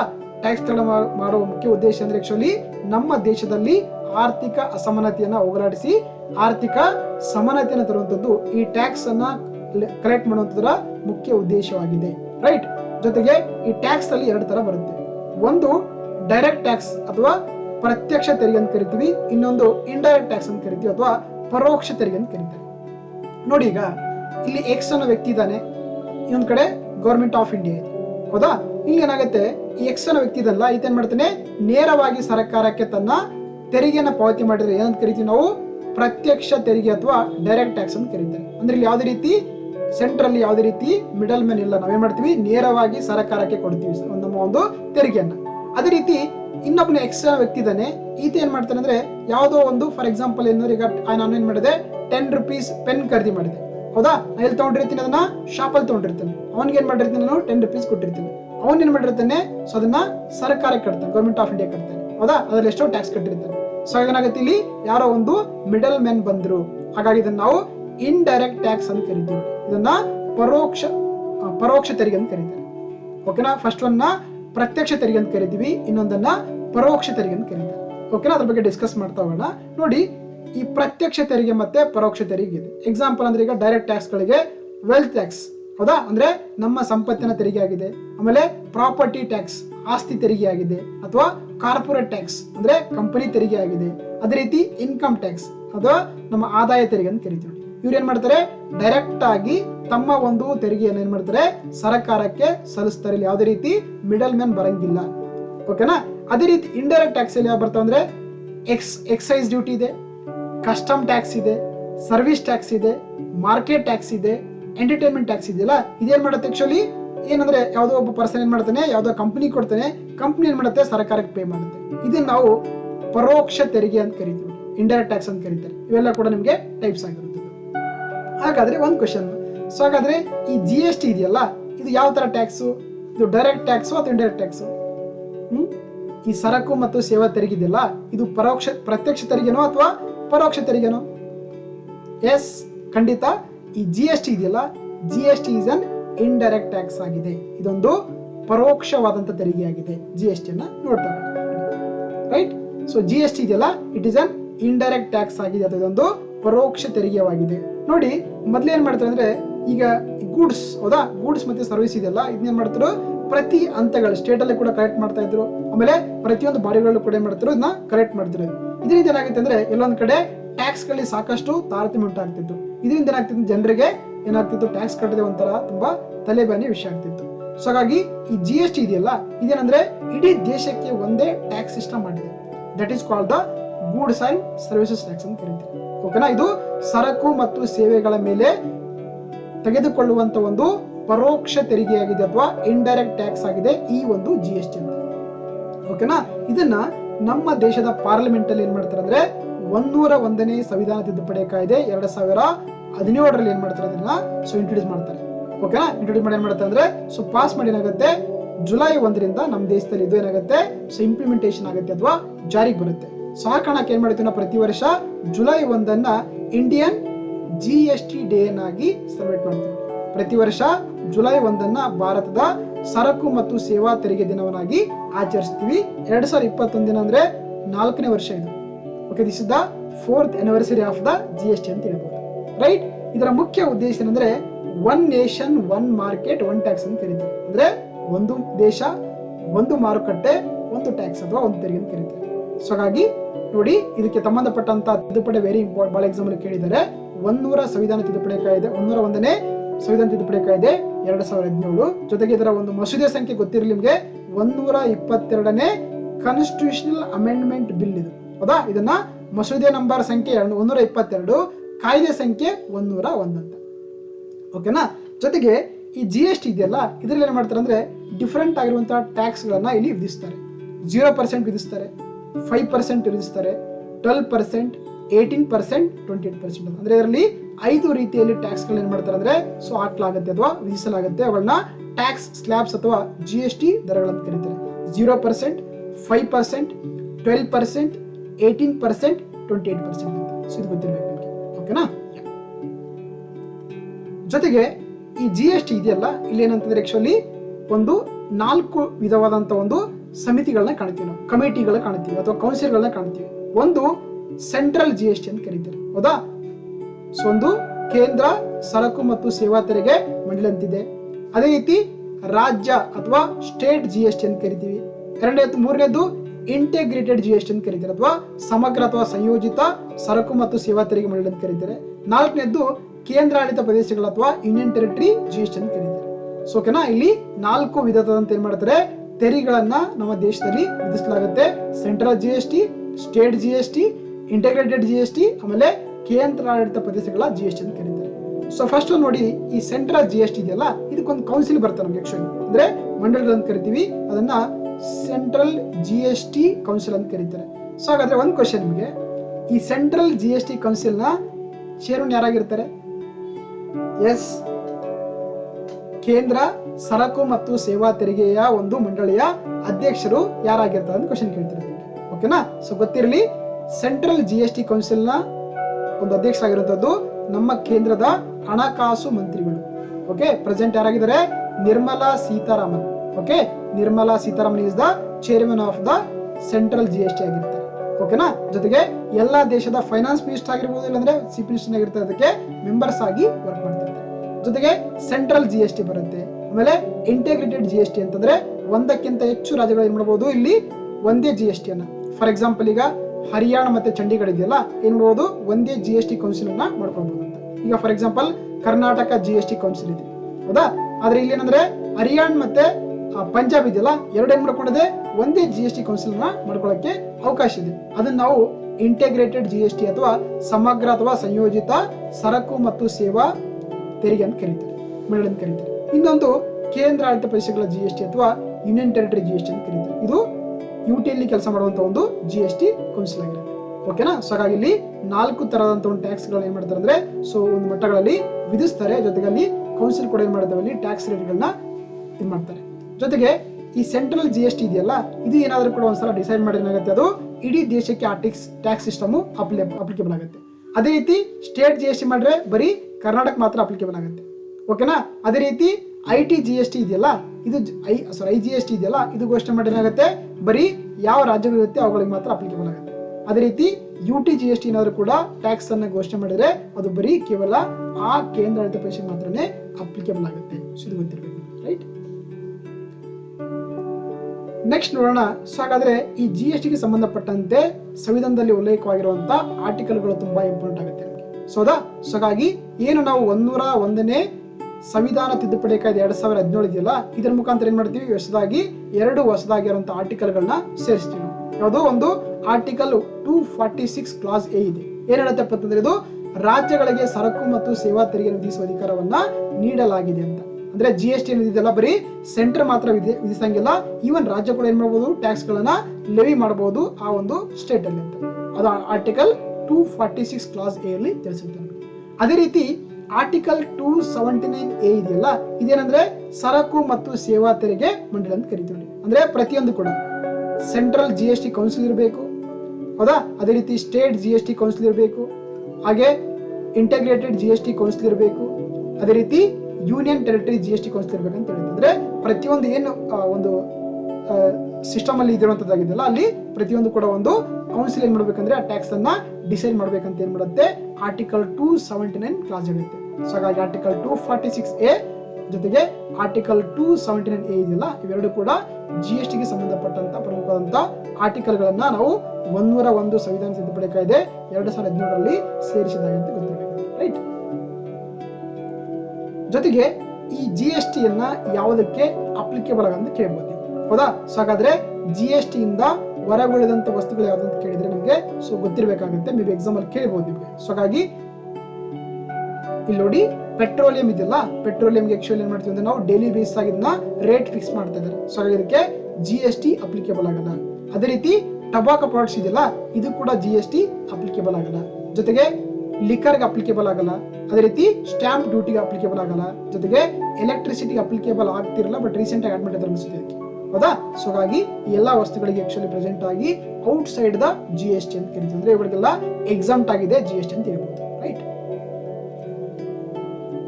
ಜೊತೆಗೆ ನೋಡಿ ಈ GST ಸಿಸ್ಟಮ್ ಇದೆಯಲ್ಲ, ಇದನ್ನ ಏನ್ ಮಾಡ್ತಾರೆ ಅಂದ್ರೆ ಬರೀ ಎಲೆಕ್ಟ್ರಾನಿಕ್ ಮುಖಾಂತರ ಏನ್ ಮಾಡ್ತಾರೆ ಅಂದ್ರೆ ಇದನ್ನ ಮ್ಯಾನೇಜ್ ಮಾಡ್ತಾರೆ, ಹೌದಾ. ಅದಕ್ಕೊಂದು ಏನಂದ್ರೆ ಒಂದು ಇನ್ಸ್ಟಿಟ್ಯೂಷನ್ ಮಾಡ್ಕೊಂಡಿದ್ದಾರೆ, ಅದನ್ನ ನಾವು GST ಅಂತ ಕರೀತಾರೆ, ಹೌದಾ. GST ಏನಂದ್ರೆ goods and services tax network ಅಂತ ಕರೀತಾರೆ. ಇದೊಂದು not for A profit company ಅಂತ ಕರೀತಾರೆ, ಹೌದಾ. ಇದನ್ನ ಕಂಪನಿ ಕಾಯ್ದೆಯಲ್ಲಿ ಏನ್ ಮಾಡಿದ್ದಾರೆ, ಅದನ್ನ ಹೊಸದಾಗಿ ರಚನೆ ಮಾಡಿದ್ದಾರೆ. ಇಡೀ ಏನು ಸೆಟಪ್ ಇದೆಯಲ್ಲ, ಹೌದಾ, ಏನು ಟೆಕ್ನಾಲಜಿಕಲ್ ಸಪೋರ್ಟ್ ಬೇಕು ಪ್ರತಿಯೊಂದು ಕೂಡ ಏನಂದ್ರೆ GST ಮಾಡುವಂತ ಸಂಸ್ಥೆ ಅಂತಂದ್ರೆ ಅದು GST ನೆಟ್ವರ್ಕ್ ಅಂತ. ಓಕೆ, ಇದೊಂದು ನಾನ್ ಪ್ರಾಫಿಟ್ ಆರ್ಗನೈಸೇಷನ್ ಆಗಿದೆ, ಇದು ಕಂಪನಿ ಆಗಿದೆ. ಇದನ್ನ ಕಂಪನಿ ಕಾಯ್ದೆಯಲ್ಲಿ ರಚನೆ ಮಾಡಿದ್ದಾರೆ. ಓಕೆ, ಪ್ರತಿಯೊಂದು ಒಂದು ಏನು ಟೆಕ್ನಾಲಜಿಕಲ್ ಬ್ಯಾಕ್ ಬೋನ್ ಬೇಕು ಪ್ರತಿಯೊಂದು ಸಪೋರ್ಟ್ ಮಾಡುವಂತದ್ದು ಅಂತಂದ್ರೆ ಅದು GST ನೆಟ್ವರ್ಕ್ ಆಗಿದೆ, ರೈಟ್. ಜೊತೆಗೆ ಈ GST ಇದೆಯಲ್ಲ ಏನಾಯ್ತು ಅಂದ್ರೆ ಆಕ್ಚುಲಿ ಒಂದು ಇನ್ನು ರೀಸೆಂಟ್ ಆಗಿರೋ ಒಂದು ಹೊಸದಾಗಿ ಇನಿಷಿಯೇಟಿವ್ ಮಾಡಿದ್ದಾರೆ. ಏನಂದ್ರೆ ಇ-ವೇ ಬಿಲ್ ಅಂತ ಮಾಡಿದ್ದಾರೆ, ಹೌದಾ. ಇ-ವೇ ಬಿಲ್ ಅಂದ್ರೆ ಎಲೆಕ್ಟ್ರಾನಿಕ್ ವೇ ಬಿಲ್ ಅಂತ ಕರೀತಾರೆ. ನೋಡಿ ಈಗ ಫಾರ್ ಎಕ್ಸಾಂಪಲ್ ಹೆಂಗಂದ್ರೆ ಈಗ ಕರ್ನಾಟಕ ಇದೆ, ಮಹಾರಾಷ್ಟ್ರ ಇದೆ, ಹೌದಾ. ಈಗ ಅಂದ್ರೆ ಒಂದು ವೆಹಿಕಲ್ ಏನ್ ಮಾಡ್ತಾ ಇದೆ ಆಕ್ಚುಲಿ ಸಮ್ ಗೂಡ್ಸ್ ತಗೊಂಡು ಏನ್ ಮಾಡ್ತಾ ಇದೆ, ಅದು ಕರ್ನಾಟಕದಲ್ಲೇ ಸುತ್ತ ಆಗ್ತಾ ಇದೆ, ಎಲ್ಲಿಗೆ ಹೋಗ್ಬೇಕಾಗಿದೆ, ಹೌದಾ. For example Bengaluru to Ballari ಅನ್ಕೊಂಡು, ಹೌದಾ. ಅದೇ ರೀತಿ ಕರ್ನಾಟಕ ಟು ಮಹಾರಾಷ್ಟ್ರ ಹೋಗ್ಬೇಕಾಗಿದೆ. ಸವಾಗ GST ಯಾವ ರೀತಿ ಹಾಕ್ಬೇಕಂತ ಗೊತ್ತಾಗಲ್ಲ. ಈಗ ನೋಡಿ ಫಾರ್ ಎಕ್ಸಾಂಪಲ್ ಹೆಂಗಂದ್ರೆ ಈಗ ಅವನ್ ಏನ್ ಮಾಡಿದಾನೆ, ಕರ್ನಾಟಕದಲ್ಲಿ GST ಕಟ್ಟಿ ಬಂದಿದ್ದಾನೆ. ಹಾಗಾದ್ರೆ ಮಹಾರಾಷ್ಟ್ರ ಕಟ್ಟಬೇಕಾಗುತ್ತೆ, ಯಾಕಂದ್ರೆ ಅವ್ರ ಹತ್ರ ಯಾವುದೇ ರೀತಿ ಡಾಕ್ಯುಮೆಂಟ್ಸ್ ಇಲ್ಲ. ಅದಕ್ಕೆ ಏನ್ ಮಾಡಿದಾರೆ ಅಂದ್ರೆ ಆಕ್ಚುಲಿ ಅವನಿಗೆ ಇ-ವೇ ಬಿಲ್ ಮಾಡಿದ್ದಾರೆ. ನೋಡಿ ಇ-ವೇ ಬಿಲ್ ಅಂತಂದ್ರೆ ಏನಂದ್ರೆ ಯಾವುದೇ ಒಂದು ವೆಹಿಕಲ್ಸ್ ಏನಂತಂದ್ರೆ 50,000ಕ್ಕಿಂತ ಜಾಸ್ತಿ ಮೌಲ್ಯ ಅದರಲ್ಲಿರುವಂತ ಗೂಡ್ಸ್ ಏನಾದ್ರೂ ಕೂಡ 50,000ಕ್ಕಿಂತ ಜಾಸ್ತಿ ಇದ್ರೆ ಏನ್ ಮಾಡಬಹುದು, ಅದು ಇಂಟ್ರಾ ಸ್ಟೇಟ್ ಆಗಿರ್ಬೋದು, ಜೊತೆಗೆ ಇಂಟರ್ ಸ್ಟೇಟ್ ಆಗಿರ್ಬೋದು, ಅಂದ್ರೆ ಅಂತಾರಾಜ್ಯ ಆಗಿರ್ಬೋದು, ಅಂದ್ರೆ ಹೊರಾಜ್ಯಗಳೇನಾದ್ರೂ ಕೂಡ ಮೂವ್ ಮಾಡ್ತಿದ್ರೆ ಏನ್ ಮಾಡಬಹುದು, ಅದು ಒಂದ್ಸಲ ಎಲೆಕ್ಟ್ರಾನಿಕ್ ವೇ ಬಿಲ್ ಮೂಲಕ GST ಕಟ್ಟಿದ್ರೆ ಅದು ನೆಕ್ಸ್ಟ್ ಯಾವುದೇ ಪ್ಲೇಸ್ ಅಲ್ಲಿ ಕೂಡ ಅಂದ್ರೆ ಏನು ಏನ್ ಮಾಡ್ಬೇಕು, ಟ್ಯಾಕ್ಸ್ ಕಟ್ಟುವಂತ ಅವಶ್ಯಕತೆ ಇಲ್ಲ. ಜಸ್ಟ್ ಆ ಬಿಲ್ ಅನ್ನ ಶೋ ಮಾಡಿದ್ರೆ ಸಾಕೇನಾಗುತ್ತೆ ನಿಮ್ಗೆ, ಅಲ್ಲಿ ನಿಮ್ಗೆ ಸೊ ಅಲ್ಲಿಂದ ಎಕ್ಸಾಮ್ಷನ್ ಸಿಗುತ್ತೆ ಅಥವಾ ರಿಲ್ಯಾಕ್ಷನ್ ಸಿಗುತ್ತೆ. ಓಕೆ, ಅದನ್ನ ಎಲೆಕ್ಟ್ರಾನಿಕ್ ವೇ ಬಿಲ್ ಅಂತ ಕರೀತಾರೆ. ಇದು ಇಂಟ್ರಾ ಸ್ಟೇಟ್ ಮತ್ತೆ ಇಂಟರ್ ಸ್ಟೇಟ್ ಮಧ್ಯೆ ಇರುವಂತ ಏನು ಟ್ಯಾಕ್ಸಸ್ ಗಳು ಇರುತ್ತಲ್ಲ, GST ಇರುತ್ತಲ್ಲ, ಸೊ ಆ ಟೈಮಲ್ಲಿ ಅಂದ್ರೆ ವಿಧಿಸುವಂತಾಗಿದೆ. ಅದೇನಂದ್ರೆ ಕಂಡೀಷನ್ ಅಂದ್ರೆ 50,000ಕ್ಕಿಂತ ಜಾಸ್ತಿ ಮೌಲ್ಯ ಇದ್ರೆ ಮಾತ್ರನೇ ನಿಮ್ಗೆ ಇ-ವೇ ಬಿಲ್ ಅನ್ನ ಅಪ್ಲಿಕೇಬಲ್ ಮಾಡ್ತಾರೆ. ಓಕೆ, ಸಿರಿಷ್ಟು ಆಗಿತ್ತು ಟಾಪಿಕ್ ಕಾಲ್ಡ್ GST ಅಂತ, ಹೌದಾ? ಪ್ರತಿ ವರ್ಷ ಅದಕ್ಕೆ ನಾವು ಏನ್ ಮಾಡ್ತೀವಿ, ಜುಲೈ 1 ಸರಕು ಮತ್ತು ಸೇವೆಗಳ ತೆರಿಗೆ ದಿನವನ್ನಾಗಿ ಆಚರಿಸ್ತೇವೆ. Right.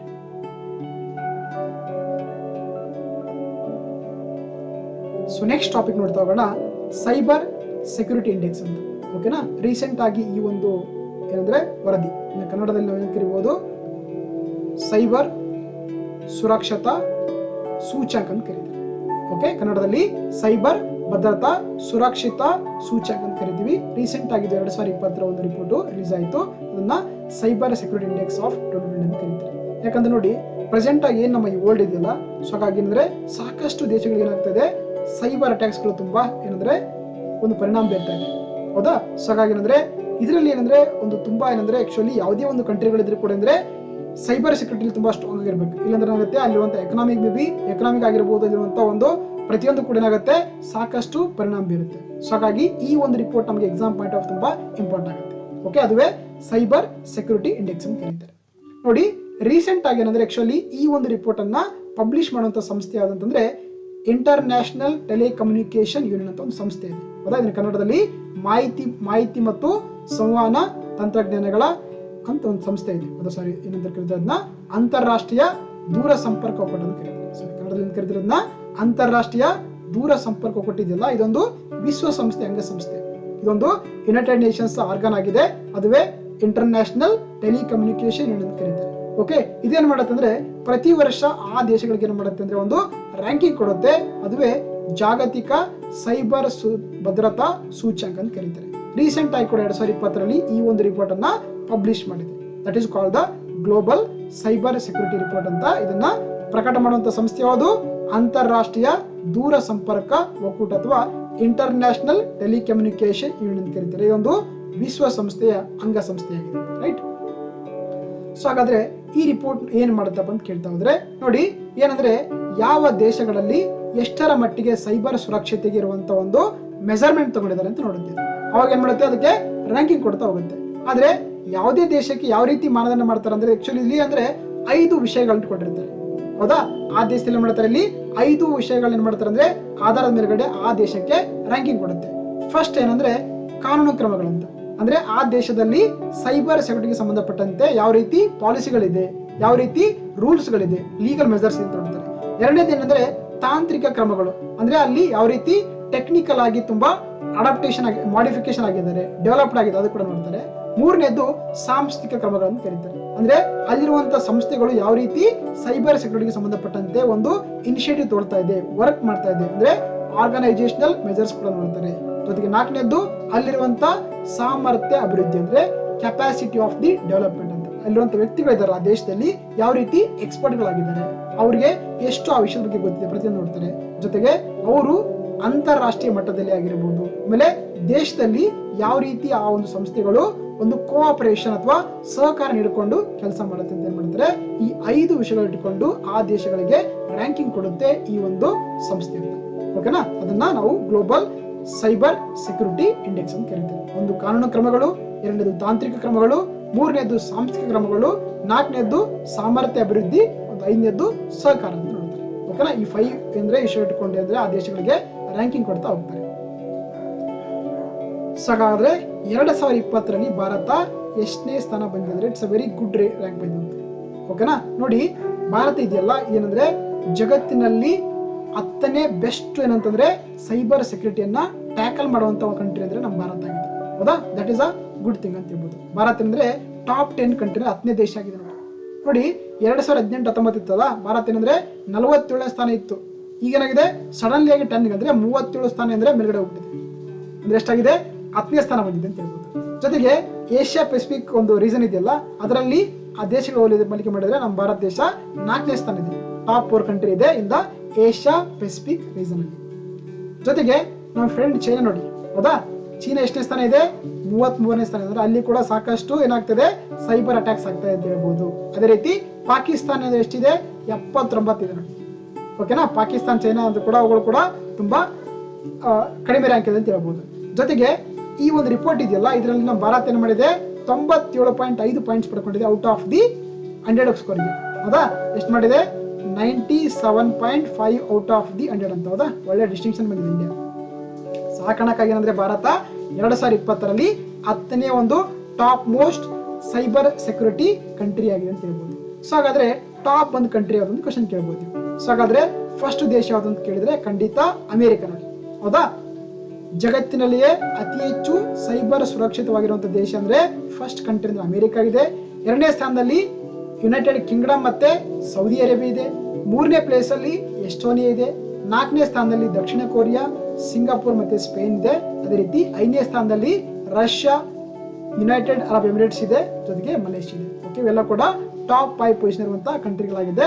But Bharat 10th place ಇರುವಂತಹ ಒಂದು ಸೋ ಇಂಡಿಯಾ ಅಂತ ಹೇಳ್ಬೋದು. ಓಕೆನಾ? ಸೊ ಹಾಗಾದ್ರೆ ಈ ಒಂದು ಸಂಸ್ಥೆ ಯಾವ್ದಾ, ಈ ಒಂದು ರಿಪೋರ್ಟ್ ಇದೆಯಲ್ಲ, ಗ್ಲೋಬಲ್ ಸೈಬರ್ ಸೆಕ್ಯೂರಿಟಿ ಇಂಡೆಕ್ಸ್ ಅನ್ನುವಂಥ ರಿಪೋರ್ಟ್ ಅನ್ನ ಪಬ್ಲಿಷ್ ಮಾಡುವಂತ ಸಂಸ್ಥೆ ಯಾವ್ದಂದ್ರೆ ಆಲ್ರೆಡಿ ಹೇಳಿದ್ದೀನಿ ನಿಮಗೆ, ಅದುವೇ ಇಂಟರ್ನ್ಯಾಷನಲ್ ಟೆಲಿಕಮ್ಯುನಿಕೇಶನ್ ಯೂನಿಯನ್ ಅಂತ ಕರೀತಾರೆ. ಓಕೆ, ಇದು ಕೂಡ ಒಂದು ವಿಶ್ವಸಂಸ್ಥೆಯ ವಿಶೇಷವಾದಂತ ಏಜೆನ್ಸಿಯಾಗಿ ಕೆಲಸ ಮಾಡುತ್ತೆ. ಅದಕ್ಕೆ ಯಾವ ವಿಷಯಕ್ಕೆ ಅಂತಂದ್ರೆ ಇದು ಮಾಹಿತಿ ಮತ್ತು ಸಂವಹನ ತಂತ್ರಜ್ಞಾನಕ್ಕಾಗಿ ಕೆಲಸ ಮಾಡುವಂತ ಒಂದು ವಿಶ್ವಸಂಸ್ಥೆ ಅಂಗಸಂಸ್ಥೆ ಅಥವಾ ವಿಶೇಷ ಸಂಸ್ಥೆ ಅಂತಂದ್ರೆ ಅದು ITU ಅಥವಾ ಇಂಟರ್ನ್ಯಾಷನಲ್ ಟೆಲಿಕಮ್ಯುನಿಕೇಶನ್ ಯೂನಿಯನ್ ಆಗಿದೆ. ಓಕೆನಾ? ಇದು ಸ್ಥಾಪನೆ ಆಗಿದೆ ಯಾವಾಗ ಅಂತಂದ್ರೆ 1865ರಲ್ಲಿ ಸ್ಥಾಪನೆ ಮಾಡ್ತಾರೆ. ಇದರ ಕೇಂದ್ರ ಕಚೇರಿ ಇರುವಂತದ್ದು ಸ್ವಿಟ್ಜರ್ಲೆಂಡ್ ನ ಜಿನೇವಾದಲ್ಲಿ. ಓಕೆನಾ? ಇದರ ಕೇಂದ್ರ ಕಚೇರಿ ಇರುವಂತದ್ದು ಸ್ವಿಟ್ಜರ್ಲೆಂಡ್ ನ ಜಿನೇವಾದಲ್ಲಿ ಆಗಿದೆ. ಜೊತೆಗೆ ಇದು ಜಗತ್ತಿಗೆ ಏನ್ ಮಾಡುತ್ತೆ ಅಂತಂದ್ರೆ ಆಕ್ಚುಲಿ ಈ ಗ್ಲೋಬಲ್ ರೇಡಿಯೋ ಸ್ಪೆಕ್ಟ್ರಮ್ ಗಳನ್ನ ಮತ್ತೆ ಸ್ಯಾಟಲೈಟ್ ಆರ್ಬಿಟ್ ಗಳನ್ನ ಡೆವಲಪ್ ಮಾಡುತ್ತೆ. ಮತ್ತೆ ಟೆಕ್ನಿಕಲ್ ಆಗಿ ಏನ್ ಮಾಡುತ್ತೆ, ಅವರಿಗೆ ಕೋಆಪರೇಷನ್ ಕೊಡುವಂತ ಕೆಲಸ ಮಾಡುತ್ತೆ ಈ ಒಂದು ITU ಅಂತ ಹೇಳ್ಬೋದು. Okay, that is about the global cyber security index of 2020 ಅಂತ. ಇದರಲ್ಲಿ ನಮ್ಮ ಭಾರತ ದೇಶ 10ನೇ ಸ್ಥಾನ ಪಡ್ಕೊಂಡಿದೆ, ಗೊತ್ತಿರಲಿ. ರೈಟ್, ನೆಕ್ಸ್ಟ್ ಟಾಪಿಕ್ ನೋಡ್ತಾ ಹೋಗೋಣ. ನೋಡಿ, ಈ ರಿಪೋರ್ಟ್ಗಳು ಇದೆಯಲ್ಲ, ಈ ರಿಪೋರ್ಟ್ ಮೇಲೆ ನಿಮ್ಗೆ ಒಂದು ಕ್ವಶನ್ ಬಂದೇ ಬರುತ್ತೆ ಯಾವುದೇ ಎಕ್ಸಾಮ್ ತಗೊಂಡ್ರು ಕೂಡ. ಆಲ್ರೆಡಿ ನಿಮಗೆ ಲಾಸ್ಟ್ ಕ್ಲಾಸ್ ಕೂಡ ಡಿಸ್ಕಸ್ ಮಾಡಿದೀನಿ. ಈಗ ಫಾರ್ ಎಕ್ಸಾಂಪಲ್ ನಿಮಗೆ ಗ್ಲೋಬಲ್ ಕಾಂಪಿಟೇಟಿವ್ ರಿಪೋರ್ಟ್ ಅಂತ ಕರೀತಾರೆ. ಹೌದಾ? ಅಂದ್ರೆ ಜಾಗತಿಕ ಸ್ಪರ್ಧಾತ್ಮಕ ವರದಿ ಅಂತ ಕರೀತಾರೆ. ಇದನ್ನ ಪ್ರಕಟ ಮಾಡುವಂತ ಸಂಸ್ಥೆ ಅಂತಂದ್ರೆ ವರ್ಲ್ಡ್ ಎಕನಾಮಿಕ್ ಫೋರಂ ಅಥವಾ ವಿಶ್ವ ಆರ್ಥಿಕ ವೇದಿಕೆ ಆಗಿದೆ. ಅದೇ ರೀತಿ ಟ್ರಾವೆಲ್ ಅಂಡ್ ಟೂರಿಸಂ ಕಾಂಪಿಟೇಟಿವ್ಸ್ ರಿಪೋರ್ಟ್ ಅಂತ ಬರುತ್ತೆ. ಇದನ್ನ ಪಬ್ಲಿಷ್ ಮಾಡುವಂತದ್ದು ಅಗೇನ್ ವರ್ಲ್ಡ್ ಎಕನಾಮಿಕ್ ಫೋರಂ ಆಗಿದೆ. ಹಾಗೆ ಗ್ಲೋಬಲ್ ಇನ್ಫಾರ್ಮೇಶನ್ ಟೆಕ್ನಾಲಜಿ ರಿಪೋರ್ಟ್ ಅನ್ನು ಕೂಡ ವರ್ಲ್ಡ್ ಎಕನಾಮಿಕ್ ಫೋರಂ ಮಾಡುತ್ತೆ.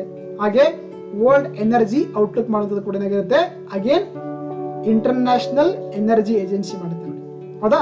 ಅದೇ ರೀತಿ ವರ್ಲ್ಡ್ ಐಡ್ ಔಟ್ಲುಕ್ ಅಂತ, ಅಥವಾ ವಿಶ್ವ ತೈಲ ಮುನ್ನೋಟ ಅಂತ ಕರೀತಾರೆ. ಇದನ್ನ ಪಬ್ಲಿಷ್ ಮಾಡುವಂತ ಸಂಸ್ಥೆ ಅಂದ್ರೆ ಅದು OPEC, ಹೌದಾ? Organisation of the petroleum exporting country ಆಗಿದೆ. ಅದೇ ರೀತಿ ವರ್ಲ್ಡ್ ಹ್ಯಾಪಿನೆಸ್ ರಿಪೋರ್ಟ್, ವಿಶ್ವ ಜಾಗತಿಕ ಸಂತೋಷ ವರದಿ ಇದೆಯಲ್ಲ, ಇದನ್ನ ಪ್ರಕಟ ಮಾಡುವಂತ ಸಂಸ್ಥೆ ಅಂದ್ರೆ ಸಸ್ಟೈನೇಬಲ್ ಡೆವಲಪ್ಮೆಂಟ್ ಸೊಲ್ಯೂಷನ್ ಅಂತ ಬರುತ್ತೆ. ಓಕೆನಾ? ಸೊ ಹಾಗಾಗಿ ಇವೆಲ್ಲ ಕೂಡ ನಿಮಗೆ ಗೊತ್ತಿರಬೇಕು, ಇಂಪಾರ್ಟೆಂಟ್ ಆಗುತ್ತೆ. ಸರ್ ನೋಡ್ಕೊಳ್ಳಿ, ಹಾಗೆ ಇಲ್ಲಿ ಕೂಡ ಬರುತ್ತೆ ನಿಮಗೆ ನೋಡಿ. ಸೊ ಆಮೇಲೆ ಗ್ಲೋಬಲ್ ಫಿನಾನ್ಷಿಯಲ್ ಸಿಸ್ಟಮ್ ರಿಪೋರ್ಟ್ ಬರುತ್ತೆ. ಇದನ್ನ bank of international standards settlement ಏನ್ ಮಾಡುತ್ತೆ, ಪಬ್ಲಿಷ್ ಮಾಡ್ತಾ ಹೋಗುತ್ತೆ. ಸೊ ಅದೇ ರೀತಿ ನಿಮ್ಗೆಲ್ಲ ಗೊತ್ತಿರುವಂತೆ is of doing business index, ಇದನ್ನ ವರ್ಲ್ಡ್ ಬ್ಯಾಂಕ್ ಮಾಡುತ್ತೆ. ಅದೇ ರೀತಿ ವರ್ಲ್ಡ್ ಡೆವಲಪ್ಮೆಂಟ್ ರಿಪೋರ್ಟ್ ಅನ್ನು ಕೂಡ ವರ್ಲ್ಡ್ ಬ್ಯಾಂಕ್ ಏನ್ ಮಾಡುತ್ತೆ, ಪಬ್ಲಿಷ್ ಮಾಡ್ತಾ ಹೋಗುತ್ತೆ. ಸೊ ಹಾಗಾಗಿ ಇವೆಲ್ಲ ಕೂಡ ಇಂಪಾರ್ಟೆಂಟ್ ರಿಪೋರ್ಟ್ಸ್ ಗಳನ್ನ ಒಂದ್ ಕಡೆ ನೀವು ನೋಟ್ ಮಾಡ್ಕೊಂಡ್ರೆ ಹೆಲ್ಪ್ ಆಗುತ್ತೆ. ರೈಟ್, ನೆಕ್ಸ್ಟ್ ಟಾಪಿಕ್ ನೋಡ್ತಾ ಹೋಗೋಣ. ಎಸ್, ರೀಸೆಂಟ್ ಆಗಿ ಒಂದು ರಿಪೋರ್ಟ್ ಅನ್ನ ಕೊಡ್ತದೆ.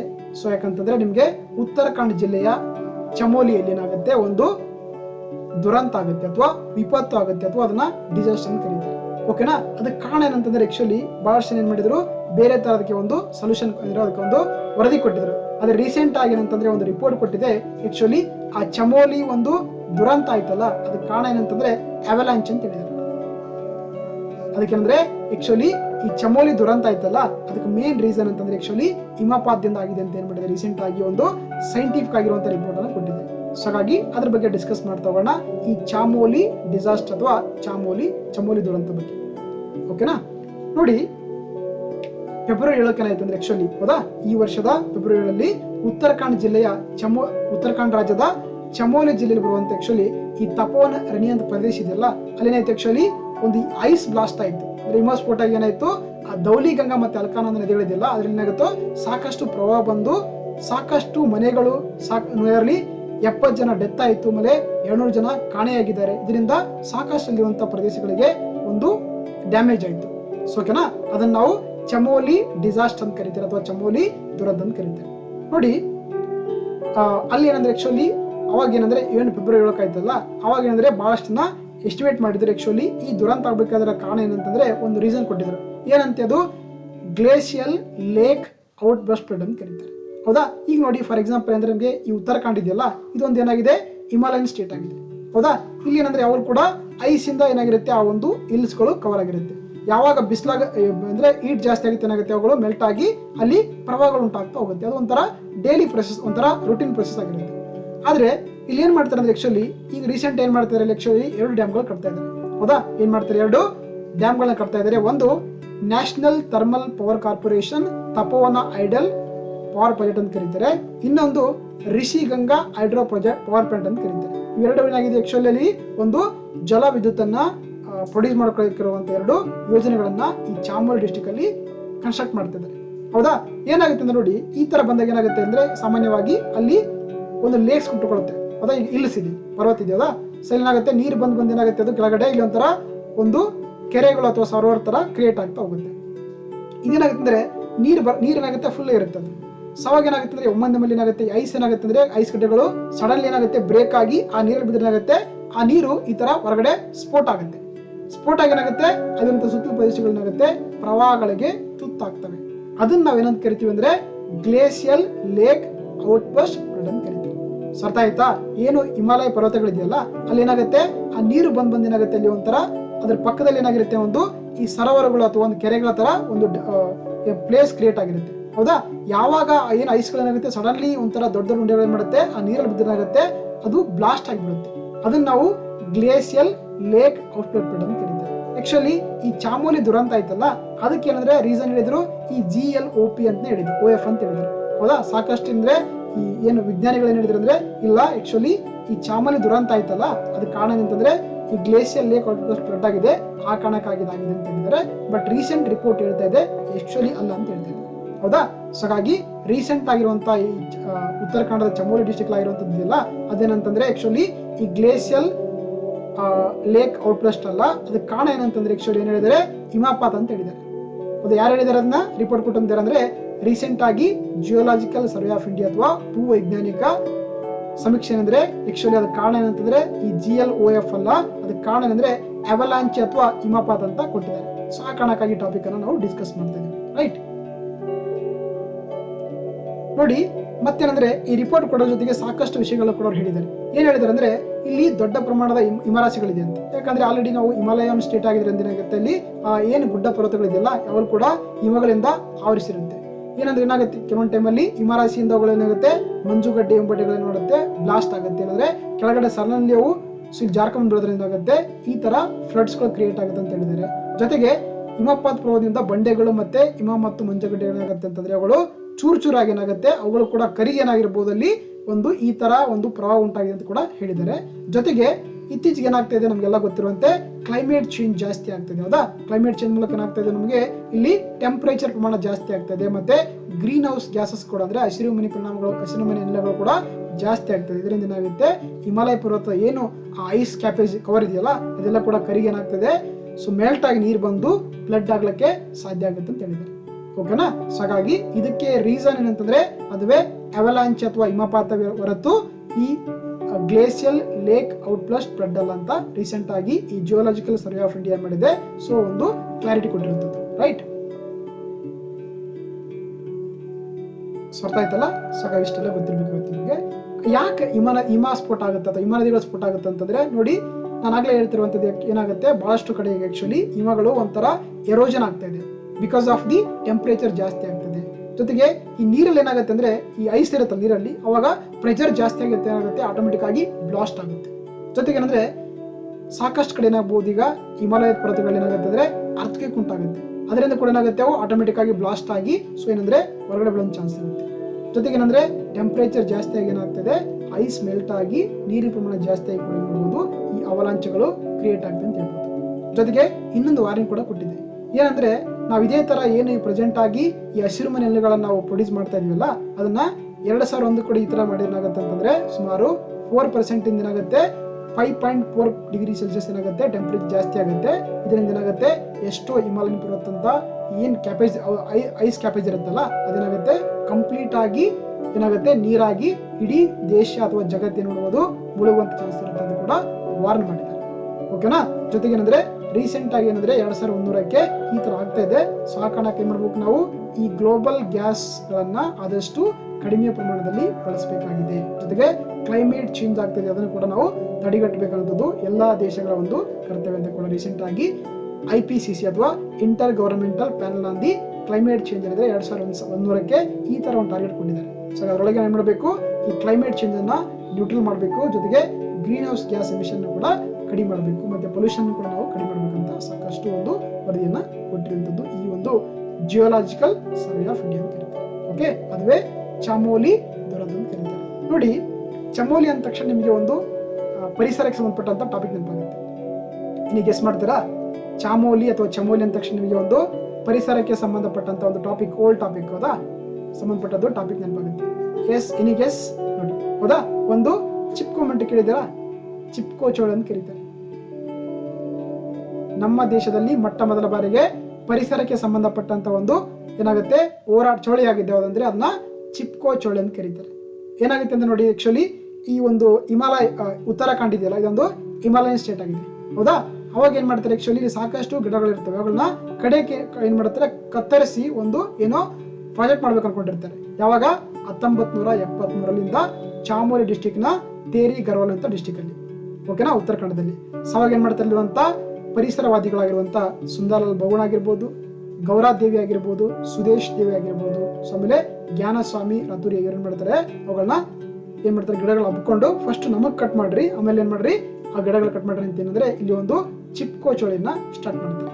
ಓಕೆನಾ, ಇದು ಪರಿಸರಕ್ಕೆ ಸಂಬಂಧಪಟ್ಟಂತ ಒಂದು ಚೋಳಿ ಅಂತ ಕರಿಬಹುದು ಇಂದ ಚಾಮೋಲಿ ಡಿಸ್ಟ್ರಿಕ್ಟ್ ಉತ್ತರಾಖಂಡ್ ಸ್ಟೇಟ್ ಅಲ್ಲಿ. ಅದೇ ರೀತಿ ಕೂಡ ನಮ್ಮ ರಾಜ್ಯದಲ್ಲಿ ಕೂಡ ಆಗುತ್ತೆ, ಅದನ್ನ ನಾವು ಅಪ್ಪಿಕೋ ಚೋಳಿ ಅಂತ ಕರಿತೀವಿ. ಏನ್ ಕರಿತೀವಿ? ಅಪ್ಪಿಕೋ ಚೋಳಿ ಅಂತ ಕರೀತಾರೆ. ಇದ್ರ ಬಗ್ಗೆ ನೀವು ಕಾಮೆಂಟ್ ಅಲ್ಲಿ ನಿಮ್ಮ ಒಂದು ಪಾಯಿಂಟ್ಸ್ ಗಳು ತಿಳಿಸಬಹುದು. ಯಾವ ಡಿಸ್ಟಿಕ್ ಅಲ್ಲಿ ಆಯ್ತು, ಇದರ ಲೀಡರ್ಸ್ ಯಾರು, ಯಾವ ವರ್ಷ ಆಯ್ತು ಅನ್ನೋದು ನೀವು ಕಾಮೆಂಟ್ ಅಲ್ಲಿ ತಿಳಿಸಬಹುದು. ಇದು home work, right? Next topic. Okay, recent ಆಗಿ ಮತ್ತೆ ಒಂದು ವೆರಿ ಇಂಪಾರ್ಟೆಂಟ್ ಟಾಪಿಕ್ ಅಂತ ಹೇಳ್ಬೋದು, ಒಂದು ಸ್ಕೀಮ್ ಅಂತ ಹೇಳ್ಬೋದು, ಎಲೆಕ್ಟ್ರಲ್ ಬಾಂಡ್ಸ್ ಅಂತ ಮತ್ತೆ ರೀಸೆಂಟ್ ಆಗಿ ನ್ಯೂಸ್ ಅಲ್ಲಿ ಇದೆ. ಓಕೆನಾ, ರೀಸೆಂಟ್ ಏನ್ ಮಾಡಿದೆ ಆಕ್ಚುಲಿ ನೋಡಿ, ಎಲೆಕ್ಟ್ರಲ್ ಬಾಂಡ್ಸ್ ಅಂತ ಹೌದಾ. ಎಲೆಕ್ಟ್ರಲ್ ಬಾಂಡ್ಸ್ ಅಂತ ಗೊತ್ತಲ್ಲ, ಏನ್ ಗೊತ್ತಾ? ವಾಟ್ ಇಸ್ ಎಲೆಕ್ಟ್ರಲ್ ಬಾಂಡ್ಸ್ ಹೇಳ್ತೀನಿ ನಿಮಗೆ. ನೋಡಿ, ರೀಸೆಂಟ್ ಒಂದು ರಿಪೋರ್ಟ್ ಬರುತ್ತೆ, ಅದನ್ನ ನಾವು ADR ರಿಪೋರ್ಟ್ ಅಂತ ಕರೀತಾರೆ ಹೌದಾ.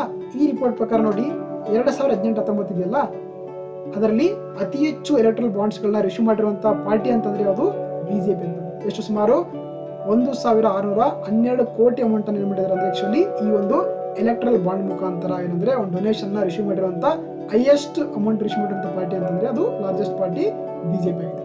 ಸೆಕೆಂಡ್ ಬಂದು ಇಂಡಿಯನ್ ನ್ಯಾಷನಲ್ ಕಾಂಗ್ರೆಸ್ ಅಂತ ಹೌದಾ. ಇದು ಎಷ್ಟಾಗಿದೆ? ಜಸ್ಟ್ 728 ಕೋಟಿ ಅಮೌಂಟ್ ಅನ್ನು ಏನ್ ಮಾಡಿದೆ ಅಂತಂದ್ರೆ ಸೊ ಇದರಿಂದ ಇಶ್ಯೂ ಮಾಡಿರುತ್ತದೆ.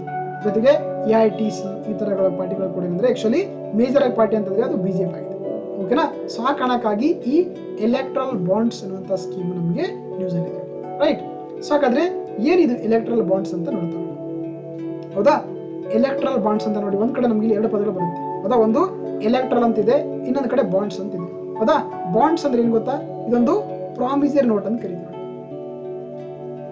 ಬಾಂಡ್ಸ್ ಅಂದ್ರೆ ಪ್ರಾಮಿಸರಿ ನೋಟ್ಸ್ ಅಂತ ಕರೀತಾರೆ ಹೌದಾ. ಇದೇನ್ ಮಾಡ್ತಾರೆ ಆಕ್ಚುಲಿ ಎಲೆಕ್ಟ್ರಲ್ ಬಾಂಡ್ಸ್ ಅಂತಂದ್ರೆ ಯಾವುದೇ ಒಬ್ಬ ಭಾರತೀಯ ಪ್ರಜೆ ಏನ್ ಮಾಡಬಹುದು, ಆತ ರಾಜಕೀಯ ಪಕ್ಷಗಳಿಗೆ ಏನ್ ಮಾಡಬಹುದು, ತನ್ನ ಒಂದು ಈ ಬಾಂಡ್ಸ್ ಮುಖಾಂತರ ಹಣವನ್ನ ಡೊನೇಟ್ ಮಾಡಬಹುದು. ಅದನ್ನ ನಾವು ಎಲೆಕ್ಟ್ರಲ್ ಬಾಂಡ್ ಸ್ಕೀಮ್ ಅಂತ ಕರೀತೀವಿ. ಡಿಸ್ಕಸ್ ಮಾಡ್ತಾ ರೈಟ್. ಸೊ ಅಂದ್ರೆ ಎಲೆಕ್ಟ್ರಲ್ ಬಾಂಡ್ ಇದೆಯಲ್ಲ, ಏನ್ ಮಾಡಬಹುದು, ಯಾವುದೇ ಒಬ್ಬ ಭಾರತ ಪ್ರಜೆ ಆಗಿರ್ಬೋದು, ಭಾರತ ಸಂಸ್ಥೆ ಆಗಿರ್ಬೋದು, ಇಲ್ಲ ಭಾರತದ ಕಂಪ್ನಿ ಏನ್ ಮಾಡಬಹುದು, ಆತ ಏನ್ ಮಾಡಬಹುದು, ಬ್ಯಾಂಕ್ಗಳಿಂದ ಈ ಬಾಂಡ್ ಮುಖಾಂತರ ಏನಂದ್ರೆ ರಾಜಕೀಯ ಪಕ್ಷಗಳಿಗೆ ಏನ್ ಮಾಡಬಹುದು, ಆತ ಒಂದು ಡೊನೇಟ್ ಮಾಡಬಹುದು. ಅದನ್ನ ನಾವು ಎಲೆಕ್ಟ್ರಲ್ ಬಾಂಡ್ ಸ್ಕೀಮ್ ಅಂತ ಕರೀತೇವೆ. ಸೊ ಹಾಗಾದ್ರೆ ಇದರ ಒಂದು ಲಕ್ಷಣಗಳು, ಒಂದು ಪಾಯಿಂಟ್ಸ್ಗಳು ನೋಡ್ತಾ ಹೋಗೋಣ. ಸೊ ಹಾಗಾಗಿ ಎಲೆಕ್ಟ್ರಲ್ ಬಾಂಡ್ಗಳಿದೆಯಲ್ಲ, ಇದನ್ನ ಏನ್ ಮಾಡಬಹುದು ಅಂದ್ರೆ ನಮಗೆ ಕನಿಷ್ಠವಾಗಿ ಏನಂದ್ರೆ 1000 ರೂಪಾಯಿ ಬಾಂಡ್ ಸಿಗುತ್ತೆ, ನಮಗೆ 10,000 ಬಾಂಡ್ ಸಿಗುತ್ತೆ, 1 ಲಕ್ಷ ಸಿಗುತ್ತೆ, 10 ಲಕ್ಷ ಸಿಗುತ್ತೆ, 1 ಕೋಟಿ ಸಿಗುತ್ತೆ. ಓಕೆ, ಇವೆಲ್ಲ ಕೂಡ ಡಿನಾಮಿನೇಷನ್ ಆಗಿದೆ. ಹೌದಾ, ನೀವು ಬಾಂಡ್ ಪರ್ಚೇಸ್ ಮಾಡಬೇಕಾದ್ರೆ ನಿಮಗೆ 1,000 ಬಾಂಡ್ ತಗೊಳ್ಬಹುದು, 10,000 ಬಾಂಡ್ ಸಿಗುತ್ತೆ, 1 ಲಕ್ಷ ಬಾಂಡ್ ಸಿಗುತ್ತೆ, 10 ಲಕ್ಷ ಬಾಂಡ್ ಸಿಗುತ್ತೆ, 1 ಕೋಟಿ ಬಾಂಡ್ ಸಿಗುತ್ತೆ. ಓಕೆ, ಇವೆಲ್ಲ ಕೂಡ ನಮಗೆ denomination of the different types of the bonds ಅಂತ ಹೇಳ್ಬೋದು. ಅಂದ್ರೆ ಕನಿಷ್ಠವಾಗಿ 1,000 ಇದೆ, ಗರಿಷ್ಠವಾಗಿ 1 ಕೋಟಿ ಇದೆ. ಓಕೆನಾ. ಹಾಗಾದ್ರೆ ಒಂದು ಲಿಮಿಟೇಷನ್ ಇಲ್ಲ, ನೀವು ಎಷ್ಟು ಬೇಕಾದ್ರೂ ಕೂಡ ಏನ್ ಮಾಡಬಹುದು, ರಾಜಕೀಯ ಪಕ್ಷಗಳಿಗೆ ನೀವು ಡೊನೇಷನ್ ಮಾಡಬಹುದು. ಆದ್ರೆ 1 ಕೋಟಿ ಅಮೌಂಟ್ ತಗೊಂಡ್ರೆ ಬಾಂಡ್ಸ್ ಗಳು ಸಿಗ್ತಾ ಹೋಗುತ್ತೆ. ಹೌದಾ, ಇಲ್ಲಿ ಮಿನಿಮಮ್ 1000 ರೂಪೀಸ್, ಕನಿಷ್ಠವಾಗಿ 1000 ಮಾಡಬಹುದು, ಗರಿಷ್ಠವಾಗಿ ನಿಮಗೆ ಇನ್ಫಿನಿಟಿ ಅಂತ ಎಷ್ಟು ಬೇಕಾದ್ರೂ ಮಾಡಬಹುದು. ಯಾವುದೇ ರೀತಿಯಲ್ಲಿ ಲಿಮಿಟೇಷನ್ ಇಲ್ಲ. ಓಕೆನಾ. ನೋಡಿ, ಹಾಗಾದ್ರೆ ಒಂದು ಕ್ವಶನ್ ಬರುತ್ತೆ. ಸೊ ಈ ಎಲೆಕ್ಟ್ರಲ್ ಬಾಂಡ್ಗಳನ್ನ ಯಾವ ಪಾರ್ಟಿಗಳಿಗೆ ನೀವು ಕೊಡಬಹುದಪ್ಪ, ಅದಕ್ಕೇನು ಕಂಡೀಷನ್ ಇದೆ ಅಂತಂದ್ರೆ ಒಂದು ಕಂಡೀಷನ್ ಹಾಕೊಂಡಿದ್ರಿ.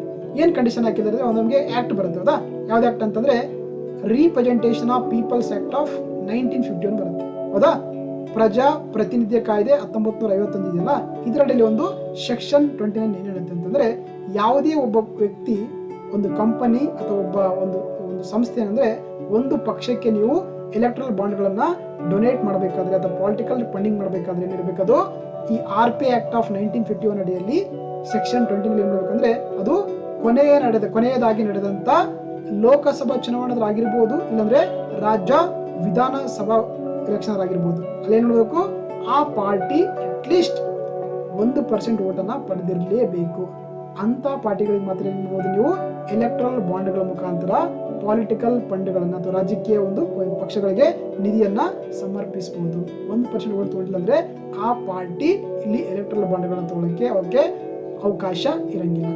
ಅರ್ಥ ಆಯ್ತಾ. Representation of peoples act of the 1951 ಪ್ರಕಾರ ಸೆಕ್ಷನ್ 20 ಹೇಳುತ್ತೆ ಅಂತಂದ್ರೆ, ಯಾವುದೇ ಒಂದು ಪಾರ್ಟಿ ಅಟ್ಲೀಸ್ಟ್ ಲಾಸ್ಟ್ ಅಲ್ಲಿ ನಡೆದಂತ ಲೋಕಸಭಾದಾಗಿರ್ಲಿ ಅಥವಾ ಸ್ಟೇಟ್ ಲೆಜಿಸ್ಲೇಟಿವ್ ಎಲೆಕ್ಷನ್ಸ್ ಅಲ್ಲಿ ಕೂಡ ಮಾಡಬೇಕು, ಅಟ್ಲೀಸ್ಟ್ 1% ಓಟನ್ನ ಪಡೆದಿರಲೇಬೇಕು, ಅದು ಕಡ್ಡಾಯ. ಓಕೆನಾ, ಇದು ಸೆಕೆಂಡ್ ಕಂಡೀಷನ್. ಮೂರನೇ ಕಂಡೀಷನ್ ಏನಂದ್ರೆ ನೋಡಿ, ಯಾವುದೇ ಒಬ್ಬ ವ್ಯಕ್ತಿ ಪೊಲಿಟಿಕಲ್ ಪಾರ್ಟಿಗಳಿಗೆ, ರಾಜಕೀಯ ಪಕ್ಷಗಳಿಗೆ ಒಂದು ಫಂಡ್ ಕೊಡಬೇಕಾದ್ರೆ ಏನಂದ್ರೆ, ಆತ ತನ್ನ KYC ಯನ್ನ ಬ್ಯಾಂಕ್ ಅಲ್ಲಿ ಅಪ್ಡೇಟ್ ಮಾಡಬೇಕು. KYC ಅಂದ್ರೆ ಗೊತ್ತಲ್ಲ, ನೋ ಯುವರ್ ಕಸ್ಟಮರ್ ಅಂತ ಕರೀತಾರೆ. ಹೌದಾ, ಫಾರ್ ಎಕ್ಸಾಂಪಲ್ ತಗೊಳ್ಳಿ, ಈಗ X ಅನ್ನೋ ವ್ಯಕ್ತಿ ಇದ್ದಾನೆ. ಹೌದಾ, ಆತ ಏನ್ ಮಾಡ್ತಾನೆ, Y ಅನ್ನೋ ಪಾರ್ಟಿಗೆ ಏನಂದ್ರೆ 1 ಕೋಟಿ ಅಮೌಂಟ್ ಅನ್ನ ಏನ್ ಮಾಡ್ತಿದ್ದಾನೆ, ಡೊನೇಟ್ ಮಾಡ್ತಿದ್ದಾನೆ. ಹೌದಾ, ಸೊ ಆಗ X ಏನ್ ಮಾಡ್ಬೇಕು, ಆತನ ಹೆಸರು ತಿಳಿಸ್ಬೇಕು, ಆತನ ಅಡ್ರೆಸ್ ತಿಳಿಸ್ಬೇಕು, ಮತ್ತೆ ಈ 1 ಕೋಟಿ ಅಮೌಂಟ್ ಅನ್ನು ಯಾವ ರೀತಿ ಸಂಪಾದನೆ ಮಾಡಿದಿರಿ, this is the good point ಅಂತ. ಹೌದಾ, 1 ಕೋಟಿ ಅಮೌಂಟ್ ಯಾವ ರೀತಿ ಸಂಪಾದನೆ ಮಾಡಿರಿ ಅಂತ ಕೂಡ ಗೊತ್ತು ಮಾಡ್ಬೇಕಲ್ಲ. ಯಾಕಂದ್ರೆ ಇಲ್ಲಿ KYC ಅಂತ ಕೇಳ್ತಾರೆ. ಆ 1 ಕೋಟಿ ಅಮೌಂಟ್ ನಿಮಗೆ ಯಾವ ಸೋರ್ಸ್ ಇಂದ ಬಂತು ಅಂದ್ರೆ, ಇಲ್ಲಿ ಏನ್ ಮಾಡ್ಬೋದು, ನಾವು ಪೊಲಿಟಿಕಲ್ ಫಂಡ್ಗಳಲ್ಲಿ ಬ್ಲಾಕ್ ಮನಿಯನ್ನ ಯೂಸ್ ಮಾಡೋದನ್ನ ಕರ್ವ್ ಮಾಡಬಹುದು ಅಂತ ಗೊತ್ತಾಗುತ್ತೆ. ಹೌದಾ, ಅಂದ್ರೆ ಯಾವುದೇ ಒಬ್ಬ ವ್ಯಕ್ತಿ ಕಪ್ಪು ಹಣವನ್ನು ಇಟ್ಟುಕೊಂಡು ಪೊಲಿಟಿಕಲ್ ಪಾರ್ಟಿಗಳಿಗೆ ಫಂಡ್ ಕೊಡಕ್ಕೆ ಇಲ್ಲಿ ಅವಕಾಶ ಇಲ್ಲ. ಯಾಕಂದ್ರೆ ಆತ ಪ್ರತಿಯೊಂದು ಸೋರ್ಸ್ ಅನ್ನು ಕೂಡ ಅಲ್ಲಿ ಮೆನ್ಷನ್ ಮಾಡಬೇಕಾಗುತ್ತೆ ಅಥವಾ ದಾಖಲೆ ಮಾಡಬೇಕಾಗುತ್ತೆ. ಓಕೆ, ಅದನ್ನ ನಾವು ನೋ ಯುವರ್ ಕಸ್ಟಮರ್ ಅಥವಾ KYC ಡೀಟೇಲ್ಸ್ ಅನ್ನ ಕಂಪಲ್ಸರಿ ಆಗಿ ಆ ಬ್ಯಾಂಕ್ ಅಲ್ಲಿ ಕೊಡಲೇಬೇಕು. ಇದರಿಂದ ಏನ್ ಮಾಡಬಹುದು, ರಾಜಕೀಯ ಪಕ್ಷಗಳಿಗೆ ಕೊಡುವಂತ ಬ್ಲಾಕ್ ಮನಿಯನ್ನ ಕೂಡ ಸ್ಟಾಪ್ ಮಾಡಬಹುದು. This is the one benefit of the scheme ಅಂತ ಹೇಳ್ಬೋದು. ರೈಟ್, ನೆಕ್ಸ್ಟ್ ನೋಡ್ತಾ ಹೋಗೋಣ. ಓಕೆನಾ. ಸೊ ಏನಂತಂದ್ರೆ, ಇಲ್ಲಿ ಯಾವುದೇ ವ್ಯಕ್ತಿ ಏನ್ ಮಾಡ್ತಾನೆ ಅಂದ್ರೆ, ಒಂದು ಪಾರ್ಟಿಗೆ ಫಂಡ್ ಕೊಡ್ತಾನಲ್ಲ, ಆತನ ಹೆಸರನ್ನ ಏನ್ ಮಾಡ್ತಾರೆ, ತುಂಬಾ ಕೆಫ್ಟ್ ಕಾನ್ಫಿಡೆನ್ಸಿಯಲಿ ಬೈ ದಿ ಬ್ಯಾಂಕ್ಸ್ ಅಂತ ಹೇಳ್ತಾರೆ. ಹೌದಾ, ಸೊ ನಿಮ್ಮ ಹೆಸರನ್ನ ಇಲ್ಲಿ ಬ್ಯಾಂಕ್ ಅಲ್ಲಿ ಮಾತ್ರನೇ ಇರ್ತದೆ, ಅದು ಔಟ್ ಸೈಡ್ ಪಬ್ಲಿಷ್ ಮಾಡಲ್ಲ. ಅಂದ್ರೆ ನಿಮ್ಮ ಒಂದು ಹೆಸರನ್ನ ತುಂಬಾ ರಹಸ್ಯವಾಗಿ ಬ್ಯಾಂಕ್ ಗಳಲ್ಲಿ ಮೇಂಟೈನ್ ಮಾಡಲಾಗುತ್ತೆ. ಓಕೆ, ಇಲ್ಲಿ ಸ್ವಲ್ಪ ಸಮಸ್ಯೆ ಇರುತ್ತೆ, ಅದ್ರ ಬಗ್ಗೆ ಹೇಳ್ಕೊಡ್ತೀವಿ. ಯಾಕೆ ಸಮಸ್ಯೆ ಇರುತ್ತೆ ಅಂದ್ರೆ ನೀವು ಕೇಳ್ಬೋದು. ಈಗ ನೋಡಿ, ಪ್ರೆಸೆಂಟ್ ಆಗಿ ಏನಾಗಿದೆ, ಸೆಂಟ್ರಲ್ BJP ಗೌರ್ಮೆಂಟ್ ಇದೆ. ಹೌದಾ, ಅಂದ್ರೆ ಅಲ್ಲಿರುವಂತ ಎಲ್ಲರೂ ಕೂಡ BJP ಮಿನಿಸ್ಟರ್ ಇದ್ದಾರೆ. ಅವ್ರು ಏನ್ ಮಾಡೋದಂದ್ರೆ, ಯಾವುದೇ ಒಂದು ಆಫೀಸ್ ಅಲ್ಲಿ ಯಾವುದೇ ಒಂದು ಸೋರ್ಸ್ ಅನ್ನ ಡಾಟಾವನ್ನ ಅವ್ರಿಗೆ ತಗೊಳ್ಳುವುದಕ್ಕೆ ಏನಂತಂದ್ರೆ, ಅವರು ರಾಜಕೀಯವಾಗಿ ತುಂಬಾ ಪೊಲಿಟಿಕಲ್ ಏನಾಗಿದ್ದಾರೆ, ಯಾವ ಪವರ್ಸ್ ಆಗಿದ್ದಾರೆ. ಸೊ ಏನ್ ಮಾಡ್ಬೋದು, ಅವರು ಯಾವುದೇ ಬ್ಯಾಂಕಿಗೂ ಏನಂತಂದ್ರೆ ಯಾವ ವ್ಯಕ್ತಿ ಯಾವ ಪಾರ್ಟಿಗೆ ಎಷ್ಟು ಕೊಟ್ಟಿದೆ ಅಂತ ಹೇಳೋದು ಆತ ತೆಗೆದುಕೊಳ್ಳಕ್ಕೆ ಅವರಿಗೆ ಅವಕಾಶ ಇರುತ್ತೆ. ಅಂದ್ರೆ ಅದು ಕೇವಲ ರೂಲಿಂಗ್ ಪಾರ್ಟಿ ಮಾತ್ರ ಅಪ್ಲಿಕೇಬಲ್ ಆಗುತ್ತೆ. ಹೌದಾ, ಈ ಕಾಂಗ್ರೆಸ್ ಪಾರ್ಟಿದವರು ಕೇಳಕ್ಕಾಗಲ್ಲ, ಯಾಕಂದ್ರೆ ಅವ್ರ ಹತ್ರ ದೇರ್ ಇಸ್ ನೋ ಪವರ್ ಅಂತ. ಸೊ ಹಾಗಾಗಿ ಅವ್ರು RBI ಬ್ಯಾಂಕ್ ಅಲ್ಲಿ ಏನ್ ಮಾಡ್ಬೋದು, ಅಲ್ಲಿ ಡಾಟಾವನ್ನು ಆಕ್ಸೆಸ್ ಮಾಡ್ಕೊಳ್ಳೋಕೆ ಅವಕಾಶ, ಅಂದ್ರೆ ಇದು ಲೀಗಲ್ ಅಲ್ಲ, ಇಲ್ಲೀಗಲ್ ಆಗಿ ಅವಕಾಶ ಇರುತ್ತೆ. ಅರ್ಥ ಆಯ್ತಾ? ಲೀಗಲ್ ಇರಂಗಿಲ್ಲ, ಬಟ್ ಇಲ್ಲೀಗಲ್ ಆಗಿ ಏನ್ಬೋದು ಆಕ್ಸೆಸ್ ಮಾಡ್ಕೊಂಡು ಏನ್ಬೋದು ಅವ್ರ ಮೇಲ್ಗಡೆ ಆಕ್ಷನ್ ತಗೋಬಹುದು. ಫಾರ್ ಎಕ್ಸಾಂಪಲ್ ಈಗ ಯಾವುದೋ ಒಂದು ಅಂಬಾನಿ ಕಂಪನಿ, ಹೌದಾ, ಅಂಬಾನಿ ಏನ್ ಮಾಡಿದಾನೆ, ಕಾಂಗ್ರೆಸ್ ಪಾರ್ಟಿಗೆ ಒಂದು 10 ಕೋಟಿ ಕೊಟ್ಟಿದ್ದಾನೆ ಗೊತ್ತಾ, ಹೌದಾ. ಸೊ ಆತ ಏನ್ ಮಾಡಿದಾನೆ, ಅಂಬಾನಿ ಗೊತ್ತದೆ ಈ ನಾನೇನು ಅಮೌಂಟ್ ಕೊಟ್ಟಿದ್ದೀನಲ್ಲ ಅದು ಯಾರಿಗೆ ಗೊತ್ತಾಗಲ್ಲ ಅಂತ ಅನ್ಕೊಂಡಿರ್ತೇನೆ. ಸೊ ಅವಾಗ ಏನ್ ಮಾಡ್ತಾರೆ, ಯಾರೋ ಹೋಗಿ ಬಿಜೆಪಿ ಏನ್ ಮಾಡ್ತಾರೆ, ಅಲ್ಲಿ ಒಂದು ಡಾಟಾ ಚೆಕ್ ಮಾಡ್ತಾರೆ. ಅವಾಗ ಏನಾಯ್ತು, ಅಂಬಾನಿ ಕಾಂಗ್ರೆಸ್ ಪಾರ್ಟಿಗೆ 10 ಕೋಟಿ ಕೊಟ್ಟಿರೋದು ಗೊತ್ತಾಯ್ತು.